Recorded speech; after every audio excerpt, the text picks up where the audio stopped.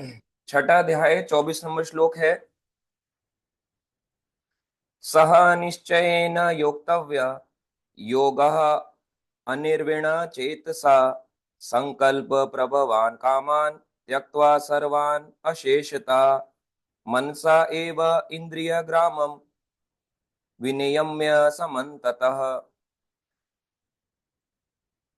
इसका अब अनुवाद है, मनुष्य को चाहिए कि संकल्प तथा श्रद्धा के साथ योगाभ्यास में लगे। तो कौन सा योग अभ्यास के बारे में बोल रहे हैं भगवान यहाँ पे? ध्यान योग।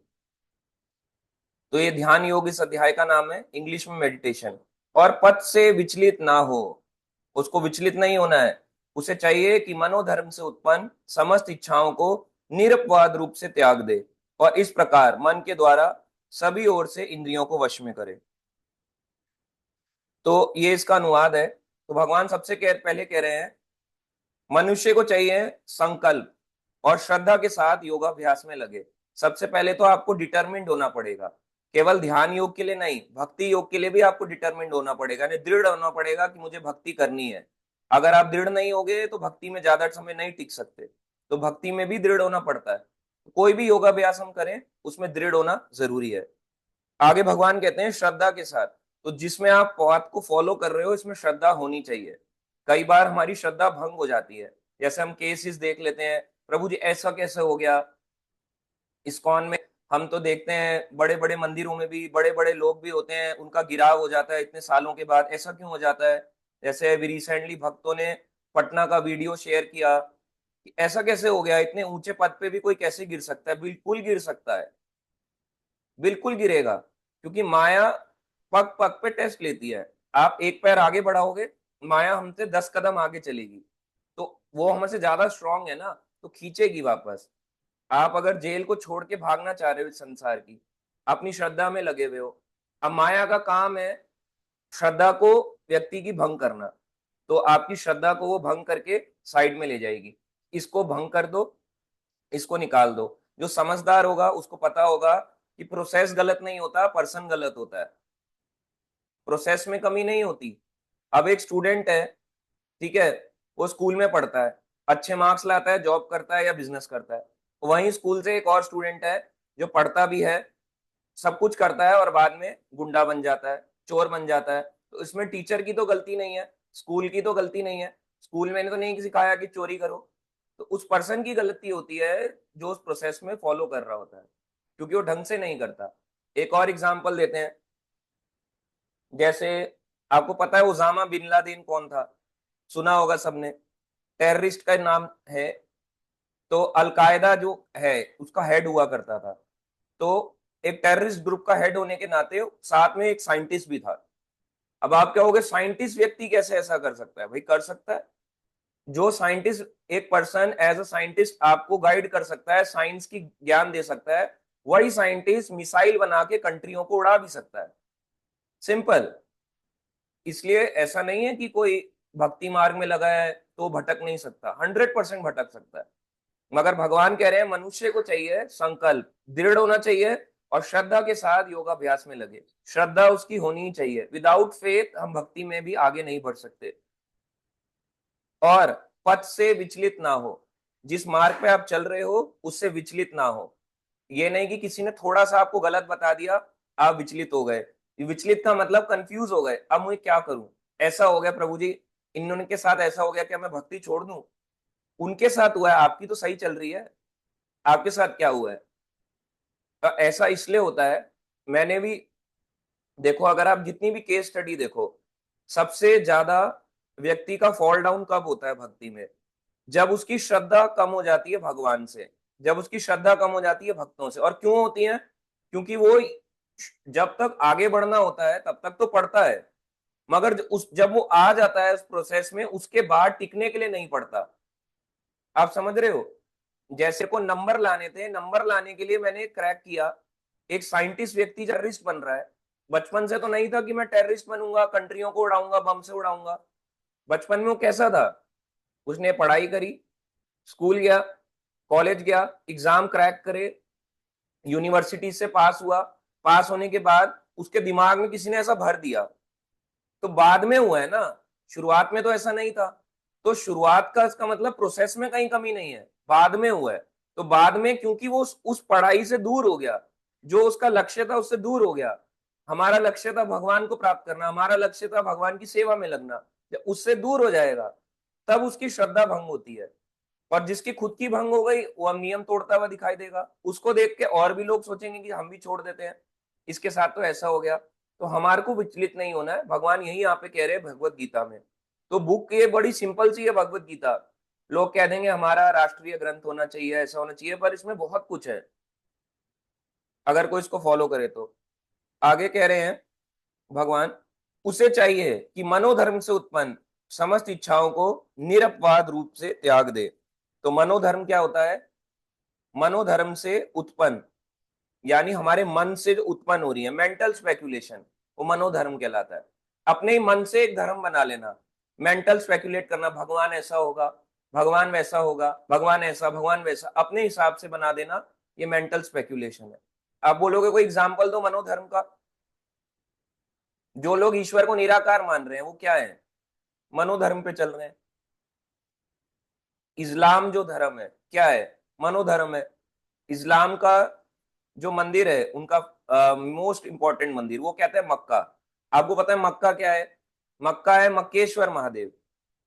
तो शूर्पणखा जो है उसकी भगवान ने लक्ष्मण भगवान ने उनकी नाक काट दी। नाक काटी तो जम गया नासिक। अब शूर्पणखा क्या थी? रावण की बहन। अब उन अपने गुरु के रावण के पास गई, रावण ने कहा मैं मार डालूंगा। शॉर्ट में बता रहा हूं, अब पूरा थोड़ा ना जाएंगे उसमें। तो रावण ने कहा मैं मार डालूंगा। तो शुक्राचार्य जी के पास गई, उनके गुरु के पास। तो जब गुरु के पास गई, असुरों के गुरु के पास, उन्होंने कहा अच्छा आपके साथ ऐसा हुआ तो तुम जाओ तपस्या करो। तो तपस्या के लिए उनको भेज दिया वहां पे रेगिस्तान के डेजर्ट एरिया में। इसलिए वहां पे क्या बोलते हैं आज भी, Middle East dry countries, dry regions बोलते हैं। तो वहां पे उनको भेज दिया गया, सऊदी अरब जहाँ पे आज के समय मक्का आता है। मक्का में भेजने के बाद उस जगह को मक्का पहले नहीं बोला जाता था। शूर्पणखा गई वहां तपस्या करी, शिव जी वहां प्रकट हुए, उनका नाम कहलाया मक्केश्वर महादेव, इसलिए उस जगह का नाम पड़ गया मक्का। और उन्होंने मक्केश्वर हटा के उसको मक्का कर दिया, और मक्का उनका एक वो बन गया कि हम हज यात्रा पे जा रहे हैं। तो वो मक्का एक्चुअली अगर आप देखोगे फुटेज भी है ना, तो फुटेज में भी आता है कि वो भक्त जो है वहां पहले जो शिवलिंग है, पहले पहले वहां शिवलिंग ही था। उसके बाद उसको बाउंड्रीज बाउंड्रीज बाउंड्रीज बाउंड्रीज करके कवर कर दिया गया, और वहां पे उन्होंने अपना एक पूरा उसको अपना एक एरिया बना लिया जैसे आमतौर पे होता है। तो ये क्या है? मनोधर्म। अपने हिसाब से लोगों ने एक अपना धर्म बना लिया, जबकि प्रोसेस अलग है। प्रोसेस जो है सनातन धर्म का फिलॉसफी अलग है। उनको पूजा अर्चना करनी चाहिए, आरती धूप करनी चाहिए, मगर वो उसको नहीं कर रहे, वो अपने मनोधर्म पे चल रहे हैं। ऐसे लोग असुर कहलाते हैं, अपने ही मनोधर्म से चलते हैं। इसलिए उन्होंने वहां पे मक्का बना दिया। अब मदीना क्या है? मक्का मदीना, प्रॉफिट मोहम्मद जो आए उनकी जहाँ समाधि है उसको मदीना बोलते हैं। तो मक्का और मदीना, इसलिए लोग वहां पे हज यात्रा पे जाते हैं सालों की साल टिकट करा के। और वहां पे सबसे पहला ही आप कह सकते हो टेस्टिंग के लिए वहां पे आदमी को क्या दिया जाता है? बीफ खिलाया जाता है। चेक किया जाता है कि कोई ऐसा तो नहीं है गैर मुसलमान यहाँ पे आ रहा हो, तो उसको बीफ खिला के चेक करते हैं। इस तरह से वहां चेक किया जाता है हज यात्रा में। तो ये सब वहां पे चलता है। तो ये क्या है? मनोधर्म। ऐसे ही इंडिया में बहुत मनोधर्म है, अलग अलग लोगों ने अपने अपने संस्थाएं बना दी, तो वो मनोधर्म पे चलती हैं। तो भगवान कह रहे हैं तो मनुष्य को चाहिए कि मनोधर्म से उत्पन्न समस्त इच्छाओं को निरपवाद रूप से त्याग दे, यानी एक्सेप्शन रूप से त्याग दे। है ना, कोई चीज एक्सेप्शन पे चलते हैं, इसको एक्सेप्शन में लेके चलते हैं कि ये काम का नहीं है, उसको त्याग दे, उसको करना नहीं है फॉलो, त्याग दो उसको, ऐसे मनोधर्म को भगवान कह रहे हैं। और इस प्रकार मन के द्वारा सभी ओर से इंद्रियों को वश में करें। मन के द्वारा इंद्रियां वश होती है कैसे? जैसे एक रथ है, ठीक है, रथ में 5 घोड़े हैं, 5 घोड़े में एक एक रस्सी है। तो ये जो घोड़े हैं ये इंद्रियां हैं, और ये जो रस्सी है ये मन है। तो मन, अगर मन कंट्रोल होगा तो घोड़ा भाग पाएगा?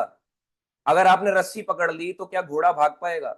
वैसे ही अगर मन कंट्रोल होगा तो इंद्रियां भी अपने आप कंट्रोल होंगी। इंद्रियां मतलब आंख, नाक, कान, मुंह, त्वचा, ये सब अपने आप कंट्रोल में आ जाएगा। हाथ पैर, अगर मन कंट्रोल में नहीं होगा तो इंद्रियां भागेंगी। इसलिए मन कंट्रोल में होना जरूरी है।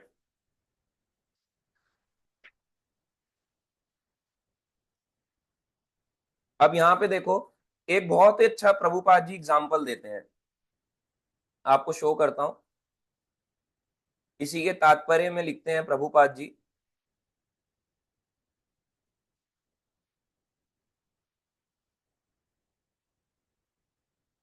ठीक है, कहते हैं प्रभुपाद जी कह रहे हैं, कहते हैं एक गोरैया, गोरैया हो गया स्पैरो, ने समुद्र तट पर अंडे दिए, किंतु विशाल समुद्र उन्हें अपनी लहरों में समेट ले गया। इस पर गोरैया अत्यंत शुद्ध यानी परेशान हुई। यानी स्पैरो थी, उसके अंडे जो है समुद्र तट पे उसने अंडे दिए, समुद्र आया, समुद्र की लहरें आई और अंडों को ले गई, अपने साथ में समेट के ले गई। तो जब वापस आके स्पैरो देखती है, गोरैया देखती है, चिड़िया आके देखती है, तो वो देखती है कहाँ गए अंडे, कहाँ गए। तो उसने समुद्र से अंडे लौटाने के लिए कहा। उसने देखा कि समुद्र जो है ये मेरे जहाँ पे अंडे रखे हुए थे वहां को आ रहा है। उसने समुद्र को लौटाने को कहा, किंतु समुद्र ने उसकी प्रार्थना पर कोई ध्यान नहीं दिया। समुद्र कहता मैं नहीं लौटाऊंगा। अतः उसने समुद्र को सुखाड़ डालने की ठान ली। इस तरह वह अपनी नन्ही सी चोंच से पानी उलीचने लगी। सभी उसके इस अब असंभव संकल्प का उपहास करने लगे। उसके इस कार्य की सर्वत्र चर्चा लगी। अंत में भगवान विष्णु के विराट वाहन पक्षीराज गरुड़ ने यह बात सुनी, और बाद में पक्षीराज गरुड़ वहां पे आए। इस तरह से प्रभुपाद जी यहाँ एग्जाम्पल दे रहे हैं, जैसे एक स्पैरो है, उसने अंडे दिए समुद्र के तट पे, अब पानी आ रहा है ऐसे करके हुश हुश करके और अंडे को ले गया। अब जब अंडे को ले गया तो उसने लौटाने को कहा, मगर समुद्र देवता ने नहीं सुनी, बोले मैं नहीं लौटाऊंगा, मेरा तो काम ही है यहाँ से ऐसे करके ले जाना। तो जब उसने नहीं लौटाया तो उसने क्या किया, स्पैरो ने पानी को एक एक बूंद उठा के खींचने लगी कि मैं पूरे समुद्र को सुखा डालूंगी। अब क्या एक नन्ही सी छोटी सी चिड़िया सुखा सकती है समुद्र को? नहीं। मगर उसके इस एफर्ट को देख के गरुड़ जी हैं वो खुश हो गए। गरुड़ जी कहते हैं तो मेरी फैमिली की है, तो मैं आता हूं। गरुड़ जी आए उड़ के, भगवान विष्णु का वाहन है। अब जब गरुड़ आएंगे तो भगवान भी आएंगे। इमीडिएटली गरुड़ ने समुद्र से कहा कि उसके अंडे लौटा दे, नहीं तो स्वयं आके समुद्र को सुखा देंगे। अब गरुड़ के सामने तो समुद्र भी क्या कर लेगा, कुछ नहीं कर सकता। गरुड़ इतना विशाल हो सकता है जितना अर्थ का पानी बूंद बराबर होगा, एक बारी में अपनी चोंच में सारा पानी खींच लेगा गरुड़। अगर भगवान विष्णु का वाहन गरुड़ ऐसे करेगा, खींच के फेंक भी देगा उसको कहीं और। इसलिए समुद्र डर गया और समुद्र ने बाद में अंडे लौटा दिए। तो कहने का मतलब ये है कि भगवान आपका प्रयास देखते हैं।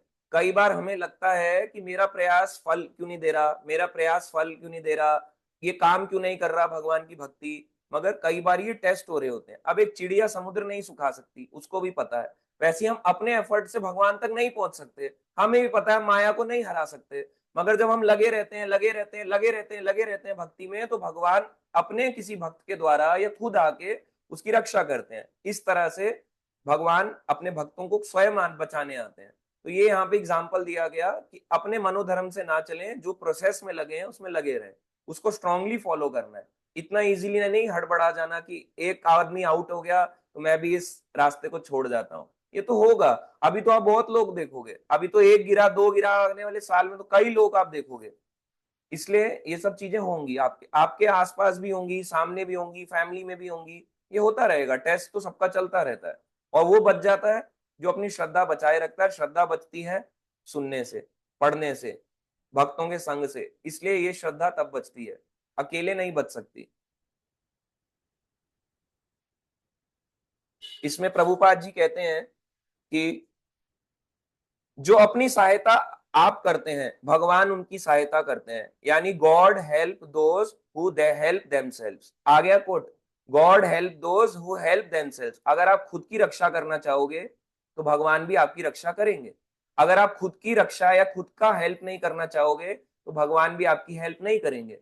अपनी हेल्प के लिए आपको खुद ही आना पड़ेगा। अगर आपको भक्ति में आगे बढ़ना है, कोई आपके घर में आके भक्ति नहीं सिखा सकता। केवल आपको फोन कर सकता है, मैसेज कर सकता है। इससे ज्यादा ना तो कोई भक्त करेगा ना कोई करेगा, तो खुद ही करना पड़ेगा। मेहनत खुद से ही होती है, आपको मेहनत करनी पड़ेगी। भक्ति में भी आगे बढ़ने के लिए करना पड़ता है, अपने आप नहीं हो सकता कुछ भी चीज, रॉकेट साइंस नहीं है। ठीक है, आगे हम बढ़ते हैं नेक्स्ट श्लोक में, 25 नंबर।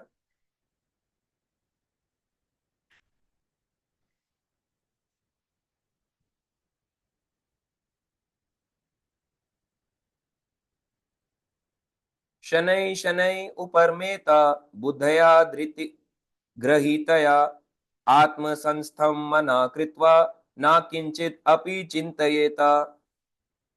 धीरे धीरे, क्रमशः, यानी क्या बोल रहे हैं भगवान, धीरे धीरे, क्रमशः यानी क्रम में, धीरे धीरे, स्टेप बाय स्टेप, पूर्ण विश्वास बुद्धि के द्वारा समाधि में स्थित होना चाहिए और इस प्रकार मन को आत्मा में ही स्थित करना चाहिए तथा अन्य कुछ भी नहीं सोचना चाहिए। ये किसके लिए है? मन को आत्मा में लगाना और बाकी कुछ नहीं सोचना चाहिए। अब ये हमारे लिए तो नहीं है, भक्त तो ऐसा हो नहीं सकता।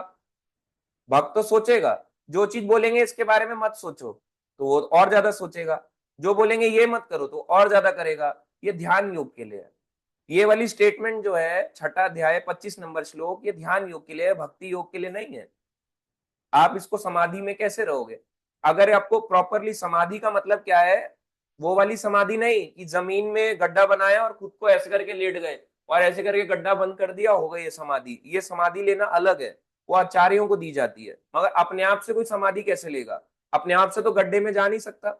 अपने आप से समाधि लेने का मतलब है अपने मन को स्थिर करना। समाधि का सिंपल सा मन मतलब है मन का स्थिर होना। अगर आपका मन स्थिर है तो समाधि स्टेट है। और वो कब होगा मन स्थिर? जब आप मंत्र अच्छे से करोगे। हरे कृष्ण महामंत्र जो है, सिंपल सा है, देखने में, सुनने में, पढ़ने में बहुत सिंपल लगता है। क्या है? बच्चों का मंत्र है, मगर ये बच्चों का मंत्र ही सब कुछ करेगा, इसलिए इसे महा मंत्र बोला गया। महामंत्र मतलब है सबसे स्ट्रॉन्गेस्ट डोज यही है मंत्र, मन को कंट्रोल करने के लिए। आप कितने टाइम ध्यान योग बैठ जाओगे? ऐसे करके बैठ के देखो घर में, आंखें आधी खुली आधी बंद, और इस पे ऐसे करके दोनों आंखों से नो, आंखें ना बंद होनी चाहिए ना खुली होनी चाहिए, इस पे ध्यान लगाना है। इसको देखते रहना है, नोज की टिप को, और ऐसे करके बैठे रहना है। कितने टाइम तक? हजारों साल तक, भूखे और प्यासे बैठो। कितनी देर आप बैठ सकते हो? 1 साल तो छोड़ो, 1 महीना तो छोड़ो, 1 हफ्ता, एक दिन भी क्या, 1 घंटा भी नहीं बैठ सकते हम। 1 मिनट के बाद ही आंखें दर्द करने लग जाएंगी। और जिनको स्पेक्स है उनको और दुखेगी, अपनी आंखों में जलन होगी कि ये मैं क्या कर रहा हूँ ध्यान योग। इसलिए ध्यान योग जो है, ये कलयुग के लिए निषेध बोला गया है, कलयुग के लिए नहीं है ध्यान योग। करना कोई चाहे प्रोसेस में वो कर सकता है। अगर आप करना चाहो, ट्राई करके देखो। सब अपनी अपनी आंखें जो है, सीधे बैठो। सीधे बैठ के, भगवान ने बताया, सीधे बैठ के आंखें जो है इस पे ध्यान लगाओ। अब करके देखो एक बार, सीधे बैठ के आंखों को इस पे ध्यान लगाओ। दोनों आंखों से ये देखना है, नाक का ये वाला पॉइंट। सोच सोचो, मैं, ठीक है, मैं आपको काउंट करता हूं, क्योंकि मेरे को तो आंखें दर्द हो जाएंगी। ठीक है, मैं काउंट करता हूं। सीधा बैठना है, पीठ झुकी नहीं होनी चाहिए, सीधा, आंखें दोनों खुली, आध ना पूरी बंद ना पूरी खुली, हल्की बंद हल्की खुली, और ऐसे करके इसको देखते रहो। अब इस पे ध्यान लगाओ। मैं गिन रहा हूं, 30, 31,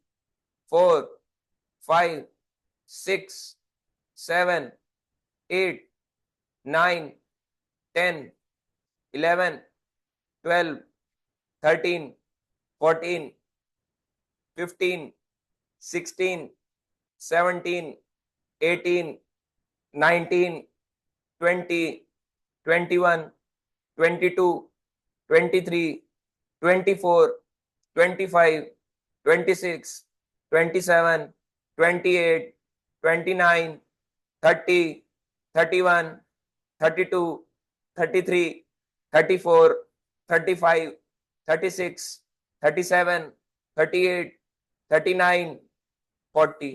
तो आप देखो, अभी 1 मिनट भी नहीं गिना। आपको बहुत आंखों में अजीब सा फील हो रहा होगा। ऐसा क्यों हो रहा है ये सब?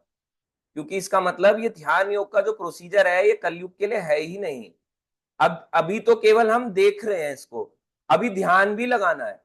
परमात्मा पे ध्यान लगाना है कि उनके कमल चरण हैं, उनके 4 भुजाएं हैं, और इसके साथ साथ उनने शंख चक्र गदा ले रखा है, हृदय में रहते हैं, और वहां पे और कैसे दिख रहे हैं भगवान? श्याम रंग के हैं, सबके हृदय में विराजमान है। भगवान ने पीतांबर धारण कर रखा है, पीले रंग के वस्त्र पहने, इतना कुछ, कितना डिटेलिंग देख लोगे। ध्यान लगाने के लिए एक एक चीज बारीकी पे ध्यान लगाना है भगवान की। अभी तो हमें पता ही नहीं कि भगवान क्या क्या चीजें धारण करते हैं। अभी तो जो हमने देखा है विष्णु के 4 हाथ, पैर, पीले रंग का वस्त्र, मुकुट, और हो गया। इसके अलावा तो हमने ज्यादा नहीं देखा है। तो ध्यान लगाने के लिए भी बहुत लंबा प्रोसीजर है। ऐसा नहीं है कि बस बोलने को कह दिया, करने को हो गया, बस हो गया आपका ध्यान योग। बहुत मुश्किल है।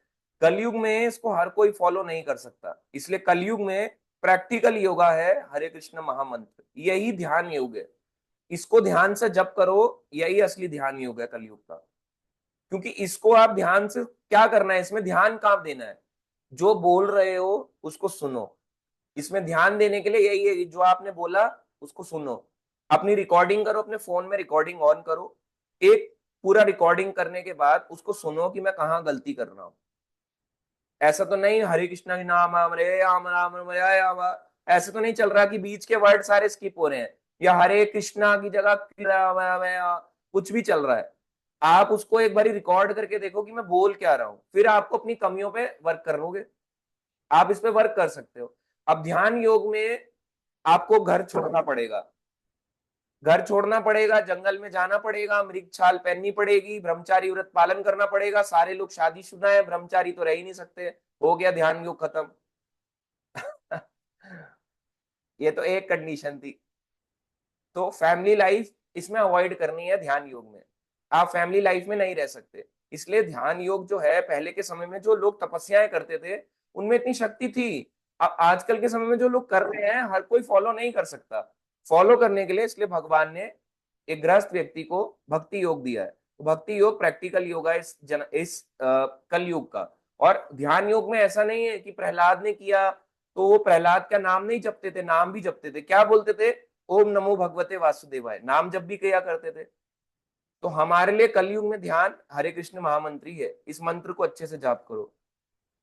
ठीक है। तो आगे आता है 26 नंबर श्लोक, इस पे आगे बढ़ते हैं। 26 नंबर है, यता यता निश्चलति मनः चंचलम अस्थिरम ततः ततः नियमय एतत् आत्मनि एव वशम नयेत। मन अपनी चंचलता तथा अस्थिरता के कारण, तो मन कैसा है? भगवान कह रहे हैं चंचल। अस्थिरता यानी कभी स्थिर नहीं रहता, जहां कहीं भी विचरण करता है। मन जहां जहां भी विचरण कर रहा है।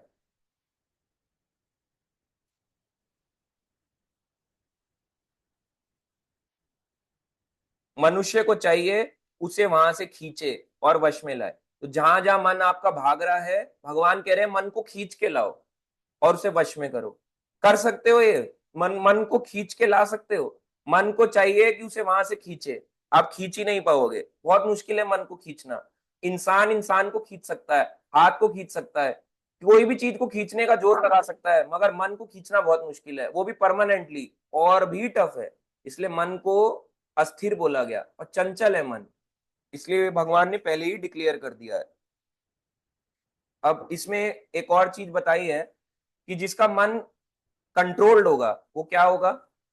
अपना मन जिसका कंट्रोल होगा वो अपनी इंद्रियों को भी कंट्रोल कर पाएगा।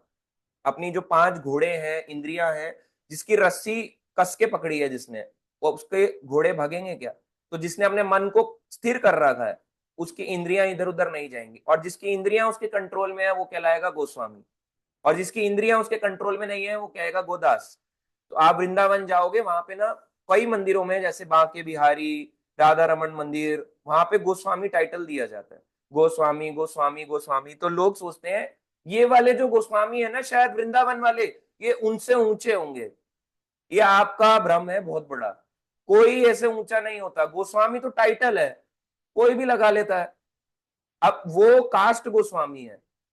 कास्ट का मतलब है कि उनकी पीढ़ियों बाई पीढ़ी, पीढ़ी बाई पीढ़ी वो लगा रहे हैं, बस एक सरनेम है। मगर असली गोस्वामी का मतलब है जो सच में अपनी इंद्रियों को कंट्रोल कर पा रहा है या नहीं। इसका मतलब ये नहीं है कि हमने बोला तो हम कंट्रोल कर पा रहे हैं। मगर ऐसा कोई भी अपने आप को गोस्वामी नहीं बोल सकता। गोस्वामी का मतलब सच में जिसने अपनी इंद्रियों को कंट्रोल किया हुआ है, नहीं कर पाया तो गोदास है। सिंपल सा है। इसलिए आप देखोगे, वैसे बोलना नहीं चाहिए पर मैं बहुत क्लियर हूं इस चीज को लेके। अगर आप वृंदावन जाओ, गोस्वामी देखो, बड़ी बड़ी गाड़ियों में घूमते हैं, है ना, उनके बाल देखो लहरा रहे हैं ऐसे करके, आराम, उनके कपड़े देखो ऐश्वर्याम वाले हैं, तो गोस्वामी टाइटल का मतलब ही खत्म हो गया। गोस्वामी आप मत लगाओ, बोलो कास्ट गोस्वामी। इसलिए प्रभुपाद जी बोलते थे कास्ट गोस्वामी अलग है, रियल गोस्वामी अलग है।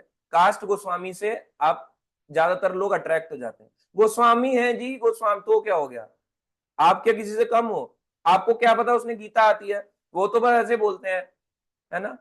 वो अपना अपने हिसाब से, उनकी एक टोन होती है, अपने हिसाब से एक टोन पे वो चलते हैं, है ना। उसके, आप ऐसे मत हो जाओ कि बस फैल गए, उनको सोचा कि यही सारे भक्त हैं, हम लोगों को तो कुछ आता ही नहीं है। इसलिए कई बार लोग ऐसे जल्दी से अट्रैक्ट हो जाते हैं। इसलिए आप देखो, आप जिस प्रोसेस में चल रहे हो किससे छोटा प्रोसेस नहीं है, बहुत बड़ा प्रोसेस है। ये बहुत अच्छा है, सरल मार्ग है, इस पे आप चलेंगे तो आपको समझ आएगा सब। आगे है 27 नंबर श्लोक।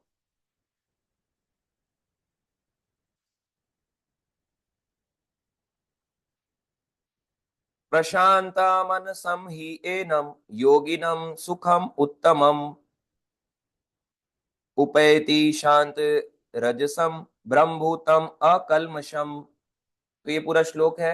नीचे आप देखोगे इस श्लोक के शब्दार्थ में तोड़ तोड़ के दिया हुआ है कि कैसे इस वर्ड को बोला जाता है, श्लोक को। ठीक है, इसका वर्ड मीनिंग भी है। अब आते हैं इसके अनुवाद में। भगवान कह रहे हैं, जिस योगी का मन मुझ में स्थिर रहता है वह निश्चय ही दिव्य सुख की सर्वोच्च सिद्धि प्राप्त करता है। उसको सुख कब मिलेगा? जब उसका मन कृष्ण में लग जाएगा। कैसा सुख? दिव्य सुख मिलेगा, यानी परमानेंट हैप्पीनेस मिलेगी। इसलिए एक कोर्स होता है इस्कॉन में, उसका नाम क्या है? Discover your permanent happiness. खोए वे पर डिस्कवर योर परमानेंट हैप्पीनेस है, खोए वे सुख की तलाश। तो जो हमारा सुख खो गया है, कौन सा सुख खो गया है? कि हम भगवान से दूर हो गए हैं। तो वो जो हमारा सुख खो गया है उसकी तलाश करना एक कोर्स बनाया गया, DYPH। तो कैसे होगा वो? जब अपना मन हम भगवान में पूरी तरह लगाएंगे। मन के अंदर भगवान को बसाना है। जिसने मन में भगवान को जगह दे दी वो फिर भगवान को जीत जाएगा, भगवान उसके वश में हो जाएंगे। आगे भगवान कह रहे हैं इसी श्लोक में, वह रजोगुण से परे हो जाता है, रजोगुण से परे हो जाएगा। वह परमात्मा के साथ अपनी गुणात्मक एकता को समझता है। यानी क्या? खुद को भगवान मानता है? नहीं। यानी कि परमात्मा जो है कैसे है? सत चित आनंद। भगवान का कभी विनाश नहीं होता, यानी सत चित यानी भगवान को पूरा ज्ञान रहता है, वैसी आत्मा को भी पूरा ज्ञान रहता है। और आनंद यानी कि भगवान आनंद में रहते हैं तो आत्मा भी आनंद में रहती है। तो ये जानता है कि मैं जो हूँ भगवान का अंश हूं, तो असली में तो मैं आनंद में ही रहता हूँ, मगर इस शरीर के कारण मैं अपने आप को भूल चुका हूँ। सारी प्रॉब्लम्स इस शरीर के कारण ही होती हैं। इस तरह से गुणात्मक एकता को समझता है और इस प्रकार अपने समस्त विगत कर्मों के फल से निवृत्त हो जाता है। विगत कर्म का फल है, यानी कि पास्ट कर्मों के फल से निवृत्त यानी मुक्त हो जाता है।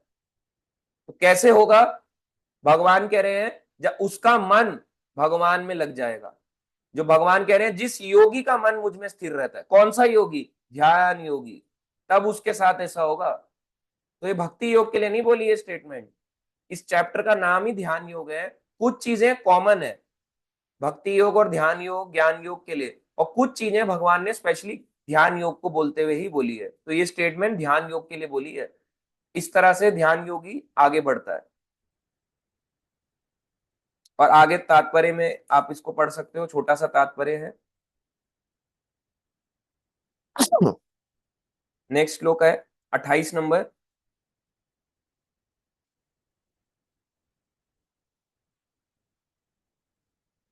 युंजन एवं सदा आत्मनम योगी विगत कल्मषा सुखेन भ्रम संस्पर्शम अत्यंतम सुखम अश्रुते। इस प्रकार योगाभ्यास में निरंतर लगा रहकर, यानी कोई अगर योगाभ्यास ध्यान योग में लगा रहेगा, आत्म संयमी योगी, आत्म संयमी यानी सेल्फ कंट्रोल, जो खुद पे कंट्रोल कर सकता है, अपने शरीर पे कंट्रोल कर सकता है, समस्त भौतिक कलमश से मुक्त हो जाता है और भगवान की दिव्य प्रेम भक्ति में परम सुख प्राप्त करता है। तो जब वो लगा रहेगा योगाभ्यास में निरंतर, यानी डाइवर्ट नहीं होना, लगा रहना है, आत्म संयमी योगी जो अपने आप पे कंट्रोल कर पा रहा है, भौतिक कलमश से मुक्त हो जाता है। तो ये भक्ति के लिए भी है, ये स्टेटमेंट भक्ति वालों के लिए भी है कि जो लगा रहेगा, खुद पे कंट्रोल पालेगा, वो सारे भौतिक कलमश यानी सारी भौतिक प्रॉब्लम से वो मुक्त हो जाएगा और भगवान की दिव्य प्रेम भक्ति में परम सुख प्राप्त करता है। तो परम सुख अगर आपको प्राप्त करना है, यानी सच में अगर आप एक परमानेंट हैप्पीनेस ढूंढ रहे हो, आप भगवान की भक्ति में निरंतर लगे रहो। जहां आप भक्ति से दूर हो जाओगे, आपका दुख भी बढ़ता चालू हो जाएगा। इसलिए जो लोग भक्ति में आते हैं और जब छोड़ के जाने लगते हैं, तब उनको पता लगता है कि असली लाइफ में तो कितना दुखी दुख है। इसलिए भक्ति में लगे रहने से उसका दुख कम होता है, जब भक्ति छोड़ जाता है तो उसका दुख बढ़ता है। और वो कैसे बढ़ता है, आपको आपका हार्ट ही बोलता है। क्या बोलता है हार्ट? दुख दुख दुख दुख दुख दुख, अंदर से ही बोल रहा होता है दुख दुख दुख। इस संसार में क्या है? दुख दुख दुख। मगर हम कहते हैं नहीं नहीं, सुख सुख सुख सुख, मगर हार्ट कह रहा है दुख दुख दुख दुख। इस संसार में केवल दुख है। तो ये दुखालयम है, इस संसार में दुख मिलेगा, मगर लगे रहोगे निरंतर तो दिव्य परम सुख भी मिलेगा। लगे रहने से ही मिलेगा, ऐसे नहीं मिलेगा। देखो सिंपल सा आपको मैं बोलूं, एक पर्सन है, उसने पहले दिन से क्या 12th की पढ़ाई सीख ली थी? नहीं, उसको समय लगा, नर्सरी केजी, फिर पहली क्लास में आया, बढ़ते बढ़ते 10वीं पढ़ा, 12वीं तक पहुंचा, बोर्ड के एग्जाम दिए, फिर पता चला और पढ़ना होता है। ऐसे ही भक्ति का मार्ग है, इसमें धीरे धीरे धीरे करके ही आगे बढ़ा जाता है। अगर आप सोचो कि इमीडिएटली आगे बढ़ जाएंगे, ऐसा कोई इसमें फॉर्मूला लॉजिक नहीं है। इसमें धीरे धीरे धीरे करके स्टेप बाय स्टेप ही आदमी आगे बढ़ सकता है। बाकी भगवान की कृपा, भक्तों की कृपा पे उसको चलना चाहिए। अब अगले श्लोक पे चलते हैं।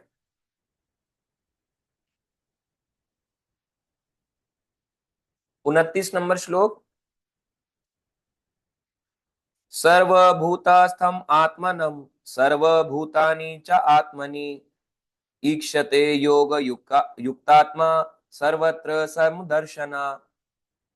वास्तविक योगी समस्त जीवों में मुझको और तथा मुझ में समस्त जीवों को देखता है। इसका मतलब क्या है? निसंदेह स्वरूप सिद्ध व्यक्ति मुझ परमेश्वर को सर्वत्र देख सकता है।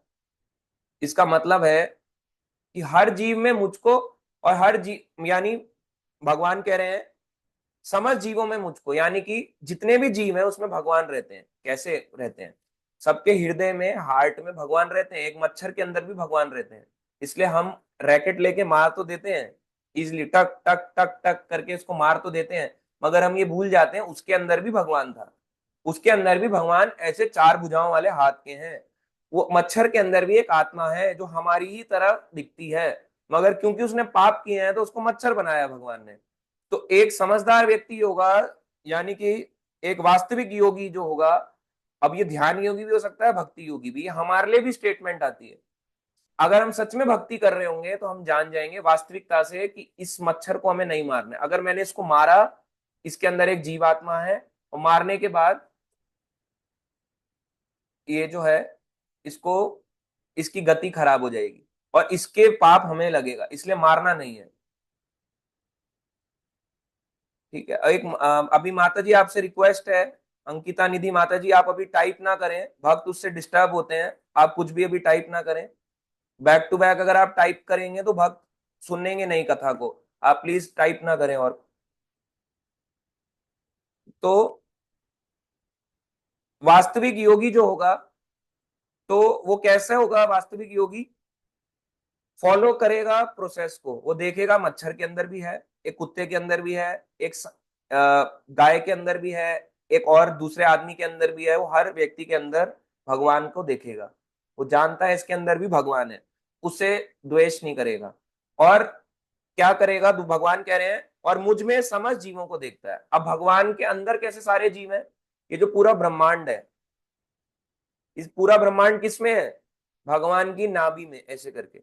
भगवान गर्भोदक्षाई विष्णु लेटे हुए हैं और उनकी नाभि में ऐसे करके आ रहा है। इसके अंदर पूरे के पूरे 14 लोक हैं। इसके अंदर सारे सारे के सारे लोक हैं। तो भगवान को सबके हृदय में देखता है और सारे लोगों को भगवान में देखता है। ये स्टेटमेंट का इस तरह से मतलब है। तो वास्तविक योगी कहलाएगा।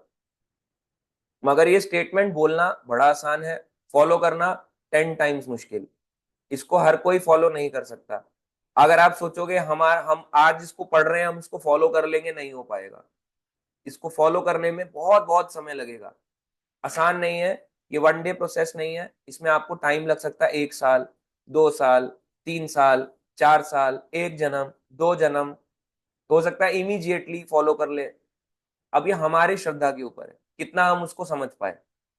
ठीक है। तो इन जनरली अगर बोला जाए, कोई लोग कहते हैं प्रभु जी क्या करें, घर में मच्छर तो आते हैं, उनको क्या कर सकते हैं। अब इसमें देखो, अगर आप वास्तविक योगी हो तो आप मच्छरों को मारोगे नहीं, तो फिर क्या करोगे। प्रैक्टिकल सॉल्यूशन तो चाहिए, क्योंकि उसके अंदर भी भगवान है। अब उसकी क्या करें, मच्छर की आरती उतारें। जहां जहां मच्छर जा रहा है उसकी ऐसे ऐसे करके आरती उतारेंगे, है ना। ऐसे ऐसे करके पूरा आरती घुमाते रहेंगे, नहीं। मच्छर के लिए आपको क्या करना है, जब वो आए तो पहले से ही आपको प्रिपेयर्ड रहना है। आप अपने घरों में सारे जालियां लगवाओ, पहली चीज। अगर आपके घर में बहुत ज्यादा आते हैं, जालियां लगाने से रोक सकते हो। अब बात आती है क्लीनलीनेस की, क्लीनलीनेस तो करना चाहिए। अगर आपके घर में पता है जैसे मौसम चेंज होता है तो उसमें कीड़े निकलते हैं, एक समय ऐसा आपको निकालना चाहिए, निकालना ही पड़ेगा। देखो, या तो हम जीव हत्या का बने हिस्सा, कि हमें हत्या करनी है, मार डालना है कीड़ों को, या तो अपना सामान एक तरफ करो। और एक समय जैसे दिवाली के टाइम पे या कभी अपने घर में सारा एक एक कोना देखो। कई बार कोने छोटे छोटे रह जाते हैं, और वहीं पे चींटियां अपना पूरा वो बनाती हैं। एक अभी वो थे नेशनल ज्योग्राफी डिस्कवरी वाले, उन्होंने दिखाया कि उन्होंने ना पूरा का पूरा वो डाला, मेटल को पिघला के डाला एक गड्ढे के अंदर। अब वो गड्ढा ऊपर से इतना नॉर्मली लग रहा था, मगर जब उन्होंने गड्ढे के अंदर वो पूरा मेटल को पिघला के डाला तो उन्होंने देखा कि वो गड्ढा 150-200 फीट का था। इतना गहरा गड्ढा था। यानी देख के तो लग रहा है कि एक नॉर्मल सा होल है, मगर जब उसके अंदर वो डाला डाला डाला डाला डाला भरते रहे तो देखा कि उसको भरने में बहुत समय लग गया। वो 150-200 फीट का था। क्यों? उसके अंदर चींटियों ने अपना पूरा साम्राज्य बनाया हुआ था। चींटियां हमसे भी ज्यादा स्ट्रांग होती हैं। चींटियां और हमसे भी ज्यादा वफादार होती हैं। एक चींटी अगर मर जाए तो दूसरी चींटी आती है चलते हुए, उसको देखती है मर गया मर गया मर गया, अपने साथियों को बुलाने जाती है, फिर लाइन में आते हैं। ऐसे हमसे अच्छा चलते हैं। हम लोगों का अगर कोई व्यक्ति मर जाए, हम आएंगे देखने के लिए, हम कहेंगे अरे मर गया, उसकी वीडियो बनाएंगे और उसको व्हाट्सएप पे शेयर, ये लो एक आदमी मर गया, ऐसे करके, और कुछ भी नहीं करेंगे। मगर चींटियां होती हैं लाइन में आती हैं, जैसे फौजी आते हैं ना, एकदम लाइन में आती हैं, उसको ऐसे करके उठाती हैं और फिर अपने साथ लेके जाती हैं अपने कंधे पे रख के, अगर उनका कोई साथी मर जाता है तो। इतनी वफादार होती हैं। अगर उनकी रानी के चोट लग जाए, चींटियों की रानी होती है, चींटियों का राजा होता है, उसको बचाने के लिए सारी चींटियां आ जाती हैं। चलो हमारे रानी और राजा को लग गई, मगर हमारे अगर यहाँ पे लग जाए, हमारे घर वाले को ही लग जाए, हम कोई ध्यान नहीं देते। तो इतना फर्क आ जाता है। चींटियां हमसे ज्यादा स्ट्रांगली काम करती हैं, अपने घर बनाती हैं, अपार्टमेंट्स बनाती हैं, बिल्डिंग बनाती हैं, राजा का घर, रानी का घर, हमारे से भी जल्दी फास्ट काम करती हैं। पूरा का पूरा उनका वो बन जाता है। आंट होल आपने देखा, आंट होल, वो जो रेत पार्कों में या खुले मैदानों में होते हैं, चींटी के घर होते हैं, तो हमसे भी स्ट्रांगली वो काम करते हैं। और फटाफट फटाफट वो अंदर ही अंदर बहुत कुछ बनाए बैठे होते हैं। तो साइंटिस्ट ने डाला डाला डाला मेटल, उन्होंने ऑब्वियसली कई चींटियों को मार डाला उसकी वजह से। मगर जब उन्होंने देखा, पूरा गड्ढे को खुदवाया, तो उन्होंने देखा 150-200 फीट का गड्ढा था। इतना गहरा गड्ढा कर रखा था चींटियों ने। और चींटियां पूरा का पूरा अपना साम्राज्य बनाई हुई थी, इस तरह से बना के रखती हैं। तो हमारे घरों में भी अगर छोटा सा भी होल रह जाए तो वहां से चींटियां पास ऑन होना शुरू हो जाती हैं। इसलिए अपने घरों में जब दिवाली आए या कुछ आए, आप उसको पूरा का पूरा कवर कर सकते हो। ठीक है, तो उसको इस तरह से कवर करना चाहिए। तो आप इमेज अगर कोई दिखाना चाहते हो शेयर कर सकते हो, यहाँ पे भी चैट में मैं उसको शेयर कर दूंगा। तो इस तरह से जब आपके घर में फेस्टिवल्स आए, कुछ भी आए, तो आप अपना सारा सामान हटाओ, उसको पूरा का पूरा क्लीन कर दो और सारे गड्ढों को व्हाइट सीमेंट से भर्न कर दो। व्हाइट सीमेंट हर जगह मिल जाता है, ऑनलाइन मिल जाता है। अब आप कोई नहीं बोल सकता इंडिया में कि हमारे यहाँ नहीं मिलता। देखो, जो ऑनलाइन जूम ले रहा है, मुझे नहीं लगता कि उसका नेट वहां काम नहीं करता होगा। कहीं ना कहीं से आप ऑर्डर करोगे मिल जाएगा। सब चीजें अवेलेबल हैं इंडिया में, है ना। तो इस तरह से आपको पता चल जाएगा कि व्हाइट सीमेंट जो होता है, आप उससे गड्ढे को बंद कर दोगे, बंद हो जाएगा। आपको इस तरह से बंद करना चाहिए, मारना सॉल्यूशन नहीं है, कब तक मारेंगे। ठीक है, और सस्ता भी है, बिल्कुल सस्ता है, बहुत सस्ता आता है, ब्लैक सीमेंट से भी सस्ता आता है व्हाइट सीमेंट। 100-150 रुपए का आता है, उससे आप कई दिन चला सकते हो, कई बार यूज कर सकते हो, मल्टीपल टाइम्स। इसलिए उसको लेके आराम से, उसमें घोलने का भी कोई बहुत स्पेशल प्रोसीजर नहीं है, पानी में घोलना होता है, आप उसको लगा सकते हो। ये सारी चीजें जब आप करोगे तो आप अपने घर में इंसेक्ट्स को मारोगे नहीं। चूहा पकड़ में आ जाए तो पहले से ही चूहा दानी होती है जो, उसमें रोटी डाल के रखो ताकि चूहा आके ऐसे फंस जाए, उसको छोड़ दो। तो कई लोग चूहों को भी मार डालते हैं। अब कई हमारे देश में भी हैं, बाहर की कंट्री में हो तो खा ही जाते हैं, तंदूरी कर देते हैं उसको, कि चूहा पकड़ा गया उसका तंदूर निकाल दो।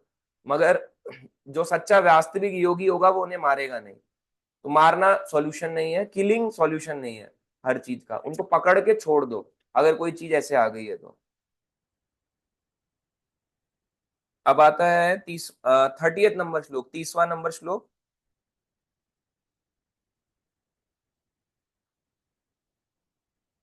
आप इनके तात्पर्य पढ़ सकते हो, बहुत सारा है, कुछ कुछ छोटे छोटे तात्पर्य हैं, आप इसको भी इजीली पढ़ लोगे।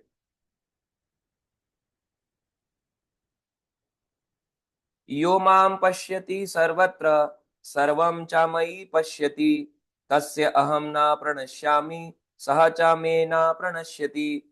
जो मुझे सर्वत्र देखता है, भगवान कह रहे हैं, जो मुझे हर जगह देखता है, कि हर चीज में भगवान है, कोई भी चीज भगवान के बिना एग्जिस्ट नहीं कर सकती, और सब कुछ मुझ में देखता है, यानी हर चीज भगवान के अंदर ही है। इस संसार जो है ये भगवान की नाभि के अंदर ही पूरा ब्रह्मांड है। उसके लिए ना तो मैं कभी अदृश्य होता हूँ, भगवान कह रहे हैं उसके लिए मैं कभी अदृश्य नहीं होता, और ना वह मेरे लिए अदृश्य होता है। तो मैं भी उसके लिए अदृश्य नहीं हूं और वो भी मेरे लिए अदृश्य नहीं है। यानी वो भगवान को साक्षात देख पा रहा है कि हर चीज में भगवान का वास है, और भगवान भी उसको देखते हैं, भगवान उसको प्रकट करते हैं अपने सामने, क्योंकि वो फील कर पा रहे हैं हर चीज में भगवान है। अगर आप, जैसे एग्जाम्पल दिया, अगर आप सच में वास्तविक से भक्ति फॉलो कर रहे हो, अगर आप कहोगे नहीं यार, नहीं मारना, चींटी है, कीड़ा है, अगर इसको मार दूंगा पाप लगेगा, तो इस तरह से जब आप ये सोच के इस मेंटेलिटी से चलोगे, तो भगवान आपको खुद प्रकट करेंगे अपने सामने कि वो मेरा दर्शन हर चीज में कर रहा है, वो जान रहा है कि हर चीज में भगवान का वास है। तो भगवान खुद, आपको नहीं फोर्स करना पड़ेगा खुद को, भगवान खुद आके अपने आप को आपके सामने प्रकट करेंगे। इसका मतलब ये नहीं है सो रहे होंगे तो ऐसे करके आ जाएंगे चक्र लेके, ऐसे नहीं। अपने आप आपको अनुभव फील होने लग जाएगा कि भगवान हर जगह रहते हैं। ऐसी कोई जगह नहीं है संसार में जहां भगवान नहीं रहते हैं। तो ये वास्तविक भक्त की पहचान है।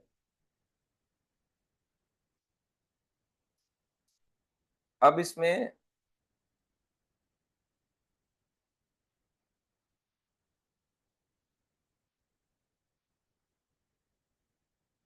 देखो, ब्रह्मा जी एक श्लोक कहते हैं, इसी में तात्पर्य में आता है, 30वां नंबर श्लोक ही है, इसी में आता है ब्रह्मा जी क्या कहते हैं। प्रेमा अंजन छुरिता भक्ति विलोचनेन, संतः सदैव हृदयेषु विलोकयन्ति, यम श्याम सुंदरम अचिंत्य गुण स्वरूपम, गोविंदमादि पुरुषम तम अहम भजामि। ब्रह्मा जी कह रहे हैं, आदि भगवान गोविंद की पूजा करता हूँ। ब्रह्मा जी गोविंद की पूजा करते हैं, जिनका दर्शन भक्तगण प्रेम रूपी अंजन लगे नेत्रों से करते हैं, वे भक्त के हृदय में स्थित श्याम सुंदर रूप में देखे जा सकते हैं। तो भगवान रहते तो चार भुजाओं वाले रूप में है, हमारे हृदय में रहते तो परमात्मा रूप में है। मगर जब आप भक्ति करोगे तो वही परमात्मा भी आपको सबके हृदय में कृष्णा दिखाई देंगे। विष्णु नहीं दिखाई देंगे चार हाथ वाले, दो हाथ वाले कृष्ण दिखाई देंगे। क्योंकि आप जानते हो चार भुजाओं वाले कृष्ण को, विष्णु कैसे आए, वो कृष्ण से आए, इसलिए आप कृष्ण के रूप में उनका दर्शन करोगे। तो जो वास्तविकता से भक्ति करेगा उसको ये चीज दिखेगी भी, ऑब्जर्व भी होगी। मैं आपको एक और प्रैक्टिकल देखो एग्जांपल देता हूँ कि हर चीज प्रैक्टिकल होना चाहिए, केवल ऐसा नहीं कि पढ़ना है और बोल के बोल दिया। ठीक है। जब आप किसी से मिलते हो, एक मिलते हुए आपको सबसे पहली फीलिंग क्या आती है किसी से मिलके, कि ये एक इंसान है, ये एक इंसान है, ऐसे ही मिलते हो। एक डॉग से मिलते हो तो ये एक कुत्ता है, ऐसे ही मिलते हैं हम, आमतौर पे सभी ऐसे ही मिलते हैं। मगर जिस दिन हमें ये फील आ जाए ऐसा नहीं कि मैंने बोला तो मुझे आ गई, पर जिस दिन हमें फील आ जाए कि भगवान जो है ना वो इस शरीर के परे हैं, ये शरीर को चलाने वाला कोई और है, आत्मा है, आत्मा भगवान का अंश है, आत्मा परमात्मा एक हृदय में, हृदय देश में साथ में बैठे हुए हैं, तब आपको फील होगा कि ये जो शरीर है ये शरीर नहीं है, इसको तो मैं आइडेंटिफाई इस शरीर से कर रहा हूं, मगर ये पर्सन कोई और है। जब ये चीजें फीलिंग आने लग जाए तो हमें तब फील होगा कि भगवान का दर्शन श्याम सुंदर रूप में हो रहा है, हर चीज में भगवान का वास है। इसलिए हम दूसरे को देखें, चाहे वो कितना भी गंदा हो, उसके साथ आपका भाव डिफरेंट होगा।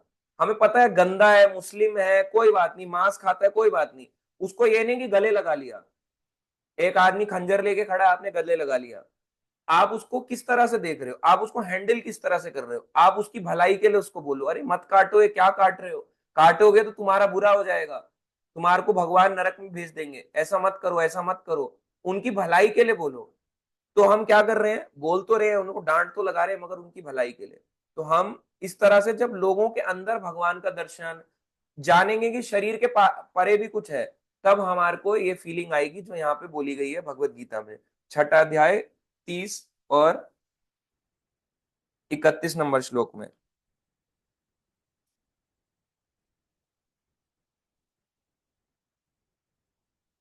30 नंबर अब आता है, 31 नंबर श्लोक।